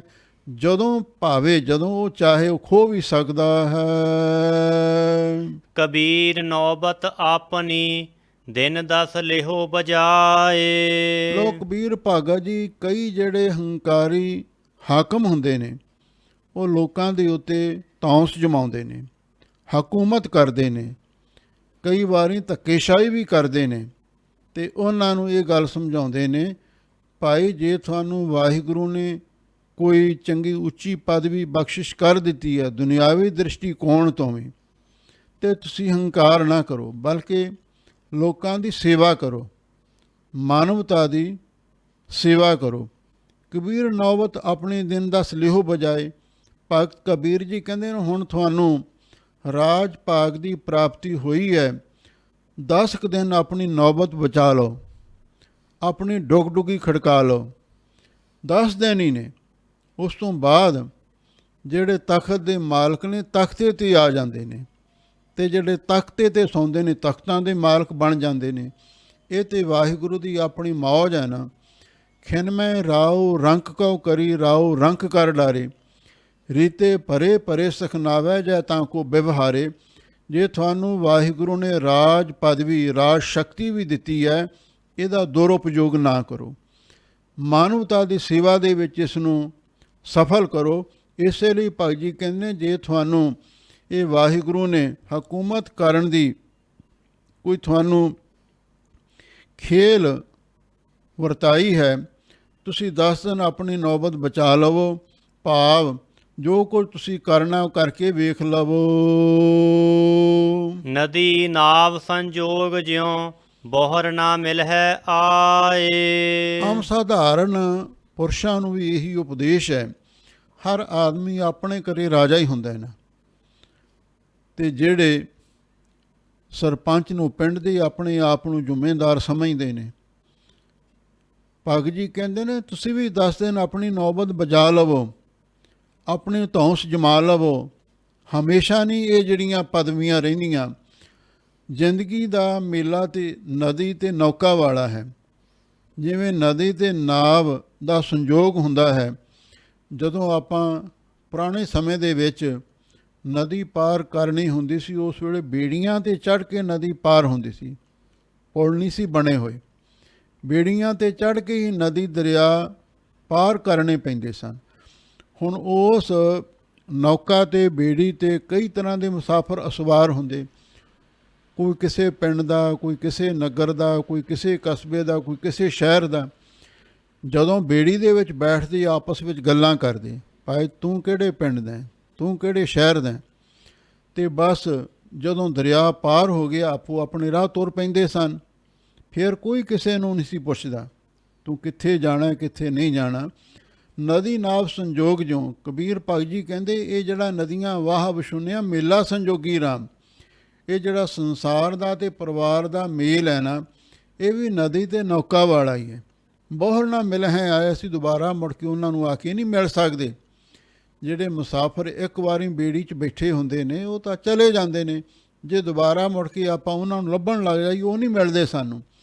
ਇਸੇ ਤਰ੍ਹਾਂ ਜਦੋਂ ਸੰਸਾਰ ਇੱਕ ਨਦੀ ਹੈ, ਸਾਡਾ ਜੀਵਨ ਬੇੜੀ ਵਾਂਗ ਹੈ। ਇਹਦੇ ਵਿੱਚ ਸਾਡਾ ਆਪਣਾ ਪਰਿਵਾਰ ਵੀ ਹੈ, ਰਿਸ਼ਤੇਦਾਰ ਵੀ ਹੁੰਦੇ ਨੇ। ਜਦੋਂ ਇੱਕ ਵਾਰੀ ਅਸੀਂ ਨਦੀ ਪਾਰ ਕਰ ਲਈ, ਇੱਕ ਵਾਰੀ ਅਸੀਂ ਜੀਵਨ ਦੀ ਨਦੀ ਨੂੰ ਤਰ ਕੇ ਪਾਰ ਕਰ ਲਿਆ, ਤੇ ਫਿਰ ਪਤਾ ਨਹੀਂ ਕਿੱਧਰ ਜਾਣਾ ਪਵੇ, ਫਿਰ ਮੁੜ ਕੇ ਆ ਕੇ ਉਹਨਾਂ ਨੂੰ ਨਹੀਂ ਮਿਲ ਸਕਦੇ। ਕਬੀਰ ਸਾਤ ਸਮੁੰਦਹਿ ਮਸ ਕਰੋ, ਕਲਮ ਕਰੋ ਬਨ ਰਾਏ। ਲੋ ਭਗਤ ਕਬੀਰ ਜੀ ਅੱਗੇ ਕਹਿੰਦੇ ਨੇ, ਕੋਈ ਪ੍ਰੇਮੀ ਆਇਆ, ਉਹ ਕਹਿਣ ਲੱਗਾ, ਮਹਾਰਾਜ ਮੈਂ ਰੱਬ ਦੀ ਸਿਫਤ ਸਲਾਹ ਲਿਖਣੀ ਚਾਹੁੰਦਾ। ਕਬੀਰ ਭਗਤ ਜੀ ਹੱਸ ਪਏ, ਕਹਿਣ ਲੱਗੇ, ਤੂੰ ਕਿੰਨੀ ਕੁ ਲਿਖ ਸਕਦਾ? ਕਹਿੰਦਾ, ਜਿੰਨੀ ਲਿਖੀ ਗਈ। ਤਾਂ ਭਗਤ ਜੀ ਕਹਿਣ ਲੱਗੇ, ਚਾਹੇ ਜਿੰਨਾ ਮਰਜ਼ੀ ਜ਼ੋਰ ਲਾ ਲੈ, ਤੂੰ ਰੱਬ ਦੀ ਸਿਫਤ ਸਲਾਹ ਲਿਖ ਹੀ ਨਹੀਂ ਸਕਦਾ। ਲਓ ਭਗਤ ਜੀ ਉਸ ਨੂੰ ਸਮਝਾਉਂਦੇ ਨੇ, ਕਬੀਰ ਸਾਤ ਸਮੁੰਦਰ ਮਸ ਕਰੋ। ਜੇ ਭਾਈ ਸੱਤਾਂ ਸਮੁੰਦਰਾਂ ਦੀ ਸਿਆਹੀ ਬਣਾ ਲਈਏ, ਕਲਮ ਕਰੋ ਬਨ ਰਾਏ, ਜਿੰਨੀ ਬਨਾਸਪਤੀ ਹੈ ਉਹਦੀਆਂ ਕਲਮਾਂ ਘੜ ਲਈਏ। ਵਸੁਦਾ ਕਾਗਜ਼ ਜੋ ਕਰੋ, ਹਰ ਜਸ ਲਿਖਨ ਨਾ ਜਾਏ। ਵਸਦਾ ਦਾ ਅਰਥ ਹੈ ਧਰਤੀ। ਇਹ ਜਿੰਨੀ ਧਰਤੀ ਹੈ ਇਹਦਾ ਕਾਗਜ਼ ਬਣਾ ਲਈਏ। ਪਹਿਲੇ ਪਹਿਲ ਜਦੋਂ ਕੋਈ ਵਿਦਿਆਰਥੀ ਸਕੂਲ ਪੜ੍ਹਨ ਵਾਸਤੇ ਜਾਂਦਾ ਸੀ ਨਾ, ਤੇ ਉਸ ਨੂੰ ਧਰਤੀ ਉੱਤੇ ਹੀ ਊੜਾ ਐੜਾ ਲਿਖਣਾ ਸਿਖਾਇਆ ਜਾਂਦਾ ਸੀ, ਕਿਉਂਕਿ ਉਸ ਵੇਲੇ ਸਕੂਲਾਂ ਦੇ ਵਿੱਚ, ਪਾਠਸ਼ਾਲਾ ਦੇ ਵਿੱਚ, ਮਦਰਸਿਆਂ ਦੇ ਵਿੱਚ ਇੰਨੇ ਵਧੀਆ ਇੰਤਜ਼ਾਮ ਨਹੀਂ ਸੀ ਹੁੰਦੇ। ਫਿਰ ਉਸ ਤੋਂ ਬਾਅਦ ਲੱਕੜ ਦੀਆਂ ਫੱਟੀਆਂ ਆ ਗਈਆਂ, ਜਿਨ੍ਹਾਂ ਨੂੰ ਤਖਤੀਆਂ ਵੀ ਕਹਿ ਦਿੰਦੇ ਨੇ। ਫਿਰ ਪੱਥਰ ਅਤੇ ਲੋਹੇ ਦੀਆਂ ਸਲੇਟਾਂ ਆ ਗਈਆਂ, ਉਹਨਾਂ 'ਤੇ ਬੱਚੇ ਲਿਖਣ ਲੱਗ ਪਏ। ਅਤੇ ਹੁਣ ਪੈਨ ਕਾਪੀਆਂ ਆ ਗਏ ਨੇ। ਪੈਨ ਕਾਪੀਆਂ ਤੋਂ ਅੱਗੇ ਹੀ ਹੁਣ ਤਾਂ ਕੰਪਿਊਟਰ ਇਹੋ ਜਿਹੇ ਆ ਗਏ ਨੇ, ਹੁਣ ਉਹਨਾਂ 'ਤੇ ਜੋ ਕੁਛ ਲਿਖਣਾ ਪੜ੍ਹਨਾ ਹੁੰਦਾ ਬੱਚੇ ਉੱਥੇ ਹੀ ਕਰੀ ਜਾਂਦੇ ਨੇ ਸਾਰਾ ਕੰਮ। ਲਓ ਭਗਤ ਜੀ ਪਹਿਲੇ ਹਿਸਾਬ ਦੇ ਨਾਲ ਜੋ ਉਸ ਵੇਲੇ ਚੱਲ ਰਿਹਾ ਸੀ, ਇਹ ਕਹਿ ਰਹੇ ਨੇ, ਬਸ ਦਾ ਕਾਗਜ਼ ਜਾਓ ਕਰੋ, ਸਾਰੀ ਧਰਤੀ ਦਾ ਕਾਗਜ਼ ਬਣਾ ਲਈਏ। ਅਤੇ ਜੇ ਆਪਾਂ ਵਾਹਿਗੁਰੂ ਦਾ ਜਸ ਲਿਖਣਾ ਸ਼ੁਰੂ ਕਰ ਦਈਏ, ਧਰਤੀ ਦੇ ਇੱਕ ਮੁੱਢ ਤੋਂ ਸ਼ੁਰੂ ਕਰ ਲਈਏ, ਸਾਰੀ ਧਰਤੀ 'ਤੇ ਆਪਾਂ ਵਾਹਿਗੁਰੂ ਦਾ ਨਾਮ, ਉਹਦੀ ਸਿਫਤ ਸਲਾਹ ਲਿਖਣੀ ਸ਼ੁਰੂ ਕਰ ਦਈਏ, ਹਰ ਜਸ ਲਿਖਣ ਨਾ ਜਾਏ, ਤਾਂ ਵੀ ਵਾਹਿਗੁਰੂ ਦਾ ਜਸ ਬੇਅੰਤ ਹੈ, ਉਹ ਕਦੀ ਲਿਖਿਆ ਨਹੀਂ ਜਾ ਸਕਦਾ। ਜਿਵੇਂ ਕਲਗੀਧਰ ਪਾਤਸ਼ਾਹ ਨੇ ਵੀ ਬਹੁਤ ਸੁੰਦਰ ਫਰਮਾਇਆ ਹੈ, ਕਾਗਜ਼ ਦੀਪ ਸਭੈ ਕਰਕੇ, ਅਰਸਾਲ ਸਮੁੰਦਰਨ ਕੀ ਮਸ ਕਹਿਹੋਂ, ਕਾਟ ਬਨਾਸਪਤੀ ਸਿਗਰੀ, ਲਿਖਬੇ ਹੂੰ ਕੇ ਲੇਖਨ ਕਾਜ ਬਣੈਹੋਂ, ਸਾਰ ਸੁਤੀ ਬਖਤਾ ਕਰਕੇ, ਜੋ ਕੋਟ ਗਣੇਸ਼ ਕੇ ਹਾਥ ਲਿਖੈਹੋਂ, ਕਾਲ ਕਿਰਪਾਨ ਬਿਨਾ ਬੇਨਤੀ, ਤਉ ਤੁਮਕੋ ਨਿਰਣੈ ਕਰ ਜੈਹੋਂ। ਕਿਸੇ ਤਰ੍ਹਾਂ ਵੀ ਵਾਹਿਗੁਰੂ ਦਾ ਜਸ ਲਿਖਿਆ ਨਹੀਂ ਜਾ ਸਕਦਾ। ਕਬੀਰ ਜਾਤ ਜੁਲਾਹਾ ਕਿਆ ਕਰੈ, ਹਿਰਦੈ ਬਸੇ ਗੋਪਾਲ। ਲੋ ਭਗਤ ਕਬੀਰ ਜੀ ਆਪਣੀ ਮੌਜ ਵਿੱਚ ਬੈਠੇ ਸਨ। ਕੋਈ ਉੱਚੀ ਜਾਤ ਵਾਲਾ ਬ੍ਰਾਹਮਣ ਆਇਆ, ਉਹ ਆ ਕੇ ਕਹਿਣ ਲੱਗਾ, ਕਬੀਰ ਚਾਹੇ ਜੋ ਮਰਜ਼ੀ ਕਰ ਲੈ, ਰਹਿਣਾ ਤਾਂ ਤੂੰ ਜੁਲਾਹਾ ਹੀ ਆ ਨਾ। ਜੁਲਾਹਾ ਜਾਤ ਬਹੁਤ ਨੀਵੀਂ ਅਤੇ ਕਮੀਨੀ ਮੰਨੀ ਗਈ ਹੈ। ਅਤੇ ਭਗਤ ਕਬੀਰ ਜੀ ਨੇ ਫਿਰ ਉਹਦਾ ਕੀ ਜਵਾਬ ਦਿੱਤਾ, ਉਹ ਸੁਣੋ। ਕਬੀਰ ਜਾਤ ਜੁਲਾਹਾ ਕਿਆ ਕਰੇ, ਹਿਰਦੈ ਬਸੇ ਗੋਪਾਲ। ਭਗਤ ਕਬੀਰ ਜੀ ਕਹਿਣ ਲੱਗੇ, ਭਲਿਆ ਲੋਕਾ, ਠੀਕ ਹੈ ਤੂੰ ਉੱਚੀ ਜਾਤੀ ਦਾ ਹੈ ਅਤੇ ਮੈਂ ਨੀਵੀਂ ਜਾਤ ਦਾ ਜੁਲਾਹਾ ਹਾਂ, ਪਰ ਹੁਣ ਮੇਰੇ ਹਿਰਦੇ ਵਿੱਚ ਗੋਪਾਲ ਵਾਹਿਗੁਰੂ ਜੀ ਵਸ ਗਏ ਨੇ। ਜਾਤ ਜੁਲਾਹਾ ਕਿਆ ਕਰੇ, ਆ ਜਿਹੜੀ ਨੀਵੀਂ ਜਾਤ ਹੈ ਜੁਲਾਹਿਆਂ ਦੀ, ਇਹ ਮੇਰਾ ਕੀ ਵਿਗਾੜ ਸਕਦੀ ਹੈ? ਮੇਰੇ ਜੀਵਨ 'ਤੇ ਨੀਵੀਂ ਜਾਤ ਦਾ, ਕਮੀਨੀ ਜਾਤ ਦਾ ਕੋਈ ਅਸਰ ਨਹੀਂ। ਕਿਉਂ? ਮੇਰੇ ਹਿਰਦੇ ਵਿੱਚ ਪਰਮੇਸ਼ਰ ਵਸਿਆ ਹੋਇਆ, ਅਤੇ ਇਸ ਲਈ ਮੈਨੂੰ ਆਪਣੀ ਨੀਵੀਂ ਜਾਤ ਦਾ ਕੋਈ ਡਰ ਨਹੀਂ, ਕੋਈ ਤੌਖਲਾ ਨਹੀਂ, ਅਤੇ ਜੋ ਵੀ ਮੈਂ ਹਾਂ ਉਹ ਮੈਨੂੰ ਪ੍ਰਵਾਨ ਹੈ। ਮੈਂ ਗਿਲਾ ਸ਼ਿਕਵਾ ਨਹੀਂ ਕਰਦਾ ਵੀ ਮੇਰੀ ਜਾਤ ਨੀਵੀਂ ਹੈ। ਬਸ ਅਸਲੀ ਜਿਹੜਾ ਜੀਵਨ ਦਾ ਮਨੋਰਥ ਹੈ, ਰੱਬ ਦੀ ਭਗਤੀ ਕਰਨੀ, ਉਹ ਮੈਂ ਪੂਰਾ ਕਰ ਲਿਆ। ਹੁਣ ਮੇਰੇ ਹਿਰਦੇ ਵਿੱਚ ਪਰਮੇਸ਼ਰ ਆ ਕੇ ਵਸ ਗਿਆ। ਹੁਣ ਜਿਹੜੀ ਇਹ ਨੀਵੀਂ ਜਾਤ ਹੈ, ਇਹ ਮੇਰਾ ਕੀ ਵਿਗਾੜ ਸਕਦੀ? ਕੁਝ ਵੀ ਨਹੀਂ ਵਿਗਾੜ ਸਕਦੀ। ਕਬੀਰ ਰਮਈਆ ਕੰਠ ਮਿਲ, ਚੂਕਹਿ ਸਰਬ ਜੰਜਾਲ। ਕਬੀਰ ਭਗਤ ਜੀ ਕਹਿੰਦੇ ਨੇ, ਆਪਣੇ ਮਨ ਨੂੰ ਕਹਿੰਦੇ, ਮਨਾ ਤੂੰ ਉਸ ਵਾਹਿਗੁਰੂ ਪਰਮੇਸ਼ਰ ਦੇ ਕੰਠ ਨੂੰ ਮਿਲ, ਸਰਗੁਣ ਸਰੂਪ ਦੇ ਪ੍ਰਤੱਖ ਕੰਠ ਨੂੰ ਜਾ ਕੇ ਲੱਗ, ਉਹਦੇ ਗਲ ਦੇ ਨਾਲ ਲੱਗ, ਅਤੇ ਜਿਹੜਾ ਨਿਰਗੁਣ ਸਰੂਪ ਹੈ ਉਹਦੇ ਭੇਦ ਨਿਸ਼ਚੇ ਰੂਪੀ ਕੰਠ ਦੇ ਨਾਲ ਲੱਗ। ਚੁੱਕੈ ਸਰਬ ਜੰਜਾਲ, ਤੇਰੇ ਸਾਰੇ ਜੰਜਾਲ ਮੁੱਕ ਜਾਣਗੇ, ਸਾਰੇ ਧੰਦੇ ਛੁੱਟ ਜਾਣਗੇ, ਅਤੇ ਹਰ ਤਰ੍ਹਾਂ ਦੀਆਂ ਜਿਹੜੀਆਂ ਫਸੌਤੀਆਂ ਨੇ, ਬੰਧਨ ਨੇ, ਉਹਨਾਂ ਤੋਂ ਆਜ਼ਾਦ ਹੋ ਜਾਵੇਂਗਾ। ਕਬੀਰ ਐਸਾ ਕੋ ਨਹੀਂ ਮੰਦਰ ਦੇ ਜਰਾਏ। ਇਹ ਸਿਧਾਂਤ ਵਾਲਾ ਦੋਹਰਾ ਪਿੱਛੇ ਵੀ ਆਇਆ, ਉਸੇ ਨੂੰ ਦੁਬਾਰਾ ਭਗਤ ਜੀ ਫਿਰ ਦੁਹਰਾਉਂਦੇ ਹਨ। ਇਹੋ ਜਿਹਾ ਕੋਈ ਸਾਨੂੰ ਨਜ਼ਰ ਨਹੀਂ ਆਉਂਦਾ ਮੰਦਰ ਦੇ ਜਰਾਏ, ਵੀ ਜਿਹੜਾ ਆਦਮੀ ਆਪਣੇ ਘਰ ਨੂੰ ਅੱਗ ਲਾ ਕੇ ਸਾੜ ਦੇਵੇ।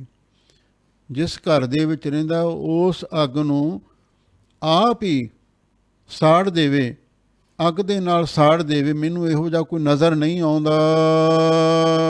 ਪਾਂਚੋ ਲੜਕੇ ਮਾਰ ਕੇ ਰਹਿ ਰਾਮ ਲਿਓ ਲਾਏ। ਇਕੱਲੇ ਘਰ ਨੂੰ ਨਾ ਸਾੜੇ, ਤੇ ਜਿਹੜੇ 5 ਉਸ ਦੇ ਪੁੱਤਰ ਨੇ ਉਹਨਾਂ ਨੂੰ ਮਾਰ ਕੇ ਘਰ ਨੂੰ ਸਾੜ ਦੇਵੇ, ਤੇ ਰਹਿ ਰਾਮ ਲਿਓ ਲਾਏ, ਤੇ ਫਿਰ ਵਾਹਿਗੁਰੂ ਦੇ ਪਾਣੇ ਵਿੱਚ ਰਵੇ।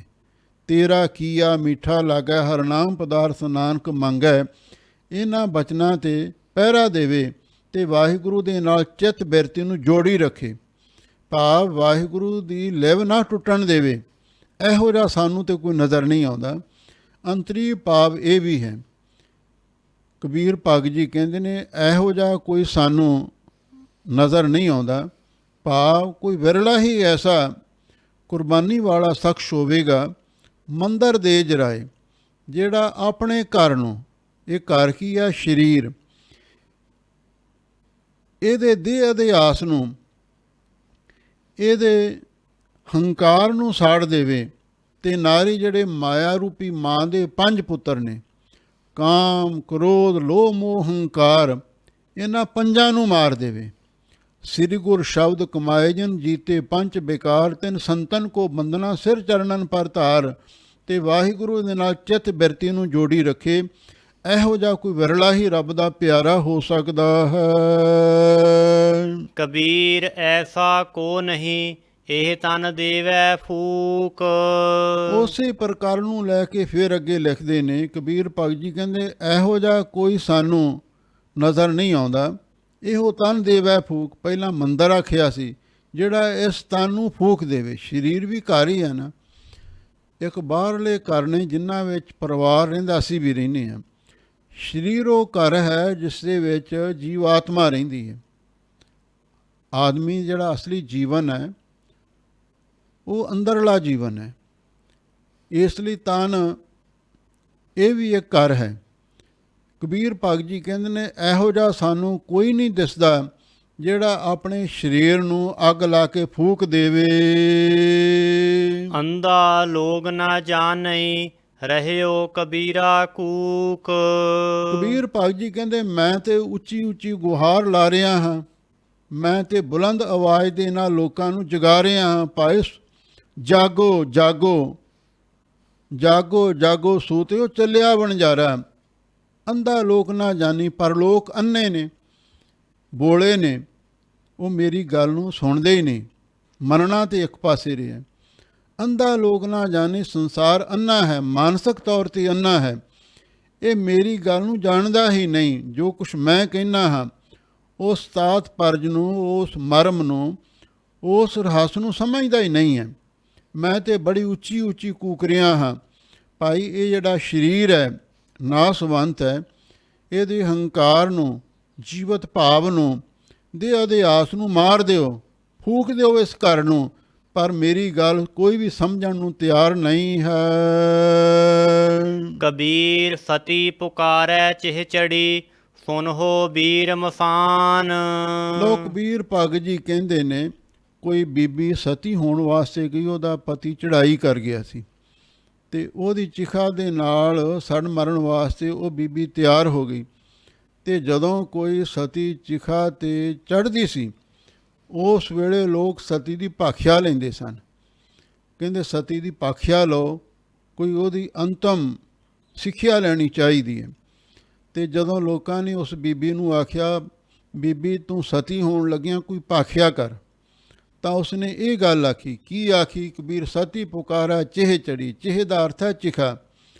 ਚਿਖਾ ਤੇ ਚੜੀ ਹੋਈ ਸਤੀ ਇਸਤਰੀ ਪੁਕਾਰਦੀ ਹੈ, ਸੁਣੋ ਵੀਰ ਮਸਾਨ।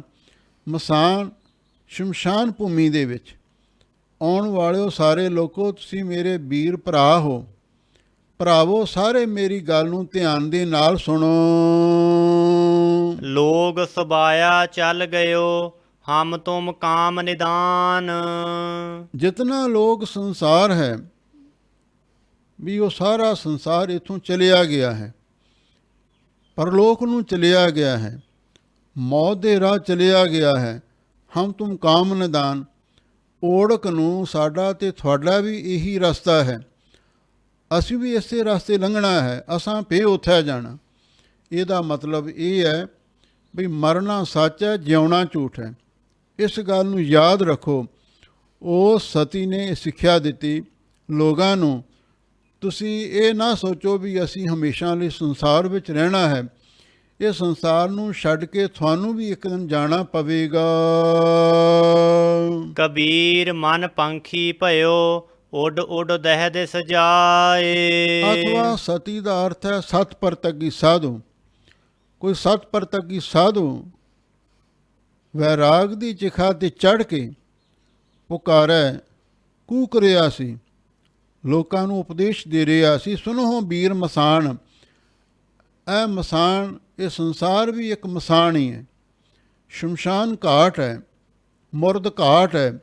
ਇਹਦੇ ਵਿੱਚ ਆਉਣ ਵਾਲਿਓ ਸਾਰੇ ਭਰਾਵੋ ਸੁਣੋ। ਲੋਕ ਸੁਬਾਇਆ ਚੱਲ ਗਇਓ, ਜਿਹੜਾ ਪਿਛਲਾ ਸੰਸਾਰ ਸੀ। ਫਰੀਦਾ ਕਿੱਥੇ ਤੈਂਡੇ ਮਾਪਿਆਂ, ਜਿਨੀ ਤੂੰ ਜਣਿਓ ਹੈ। ਤੈ ਪਾਸੋਂ ਇਹ ਲੱਦ ਗਏ, ਤੂੰ ਅਜਾਣਾ ਪਤੀਣੋ ਹੈ। ਉਹ ਕਿੱਥੇ ਨੇ ਤੁਹਾਡੇ ਵੱਡੇ ਵਡੇਰੇ? ਸਾਰਾ ਸੰਸਾਰ ਇਸ ਰਸਤੇ ਚਲਿਆ ਗਿਆ ਹੈ। ਹਮ ਤੁਮ ਕਾਮ ਨਿਦਾਨ, ਤੇ ਸਾਡਾ ਵੀ ਭਾਈ, ਸਾਡਾ ਤੇ ਤੁਹਾਡਾ ਵੀ ਨਿਦਾਨ ਓੜਕ ਨੂੰ ਇਹੀ ਫੈਸਲਾ ਹੋਣਾ, ਸਾਨੂੰ ਵੀ ਇਸੇ ਰਾਹ ਜਾਣਾ ਪਵੇਗਾ। ਕਬੀਰ ਮਨ ਪੰਖੀ ਭਇਓ, ਉੱਡ ਉੱਡ ਦਹਿ ਸਜਾਏ। ਲੋਕ ਕਬੀਰ ਭਗਤ ਜੀ ਕਹਿੰਦੇ ਮਨ ਬੜਾ ਚੰਚਲ ਹੈ। ਇਹ ਮਨ ਉੱਡਣ ਪੰਖੇਰੂ ਬਣ ਕਾ, ਜਿਵੇਂ ਜੰਗਲ ਦਾ ਪੰਛੀ ਹੈ, ਕਦੇ ਕਿਸੇ ਬਿਰਛ 'ਤੇ, ਕਦੇ ਕਿਸੇ ਟਾਹਣੀ 'ਤੇ, ਕਦੇ ਕਿਸੇ ਫੁੱਲ 'ਤੇ ਜਾ ਕੇ ਬੈਠਦਾ ਅਤੇ ਕਈ ਵਾਰੀ ਚੰਗੇ ਫਲ 'ਤੇ ਵੀ ਚਲਿਆ ਜਾਂਦਾ ਹੈ। ਕਬੀਰ ਭਗਤ ਜੀ ਕਹਿੰਦੇ ਸਾਡਾ ਮਨ ਪੰਛੀ ਦੀ ਤਰ੍ਹਾਂ ਹੋਇਆ ਹੈ। ਉੱਡ ਉੱਡ ਦਹਿ ਦਿਸ ਜਾਏ, ਅਤੇ ਉੱਡ ਉੱਡ ਕੇ ਦਸੋ ਦਿਸ਼ਾ ਦੇ ਵਿੱਚ 10 ਇੰਦਰੀਆਂ ਨੇ, ਉਹਨਾਂ ਦੇ ਵੱਖੋ ਵੱਖਰੇ ਵਿਸ਼ੇ ਨੇ। ਉੱਡ ਉੱਡ ਕੇ ਦਸੋ ਦਿਸ਼ਾ ਵੱਲ ਨੂੰ, ਵਿਸ਼ਿਆਂ ਵੱਲ ਨੂੰ ਜਾਂਦਾ ਹੈ। ਜੋ ਜੈਸੀ ਸੰਗਤ ਮਿਲੈ, ਸੋ ਤੈਸੋ ਫਲ ਖਾਏ। ਜੋ ਪੰਛੀ ਨੂੰ ਜੈਸੀ ਜਿਹੋ ਜਿਹੇ ਬਿਰਛ ਦੀ ਸੰਗਤ ਮਿਲ ਜਾਂਦੀ ਹੈ, ਸੋ ਤੈਸੋ ਫਲ ਖਾਏ, ਉਹਨੂੰ ਉਹੋ ਜਿਹਾ ਫਲ ਖਾਣ ਵਾਸਤੇ ਮਿਲ ਜਾਂਦਾ। ਭਾਵ ਜਿਹੜਾ ਪੰਛੀ ਅੰਗੂਰਾਂ ਦੀ ਵੇਲ ਦੇ ਪਾਸ ਚਲਿਆ ਜਾਵੇਗਾ, ਉਹਨੂੰ ਖਾਣ ਵਾਸਤੇ ਅੰਗੂਰ ਮਿਲ ਜਾਣਗੇ।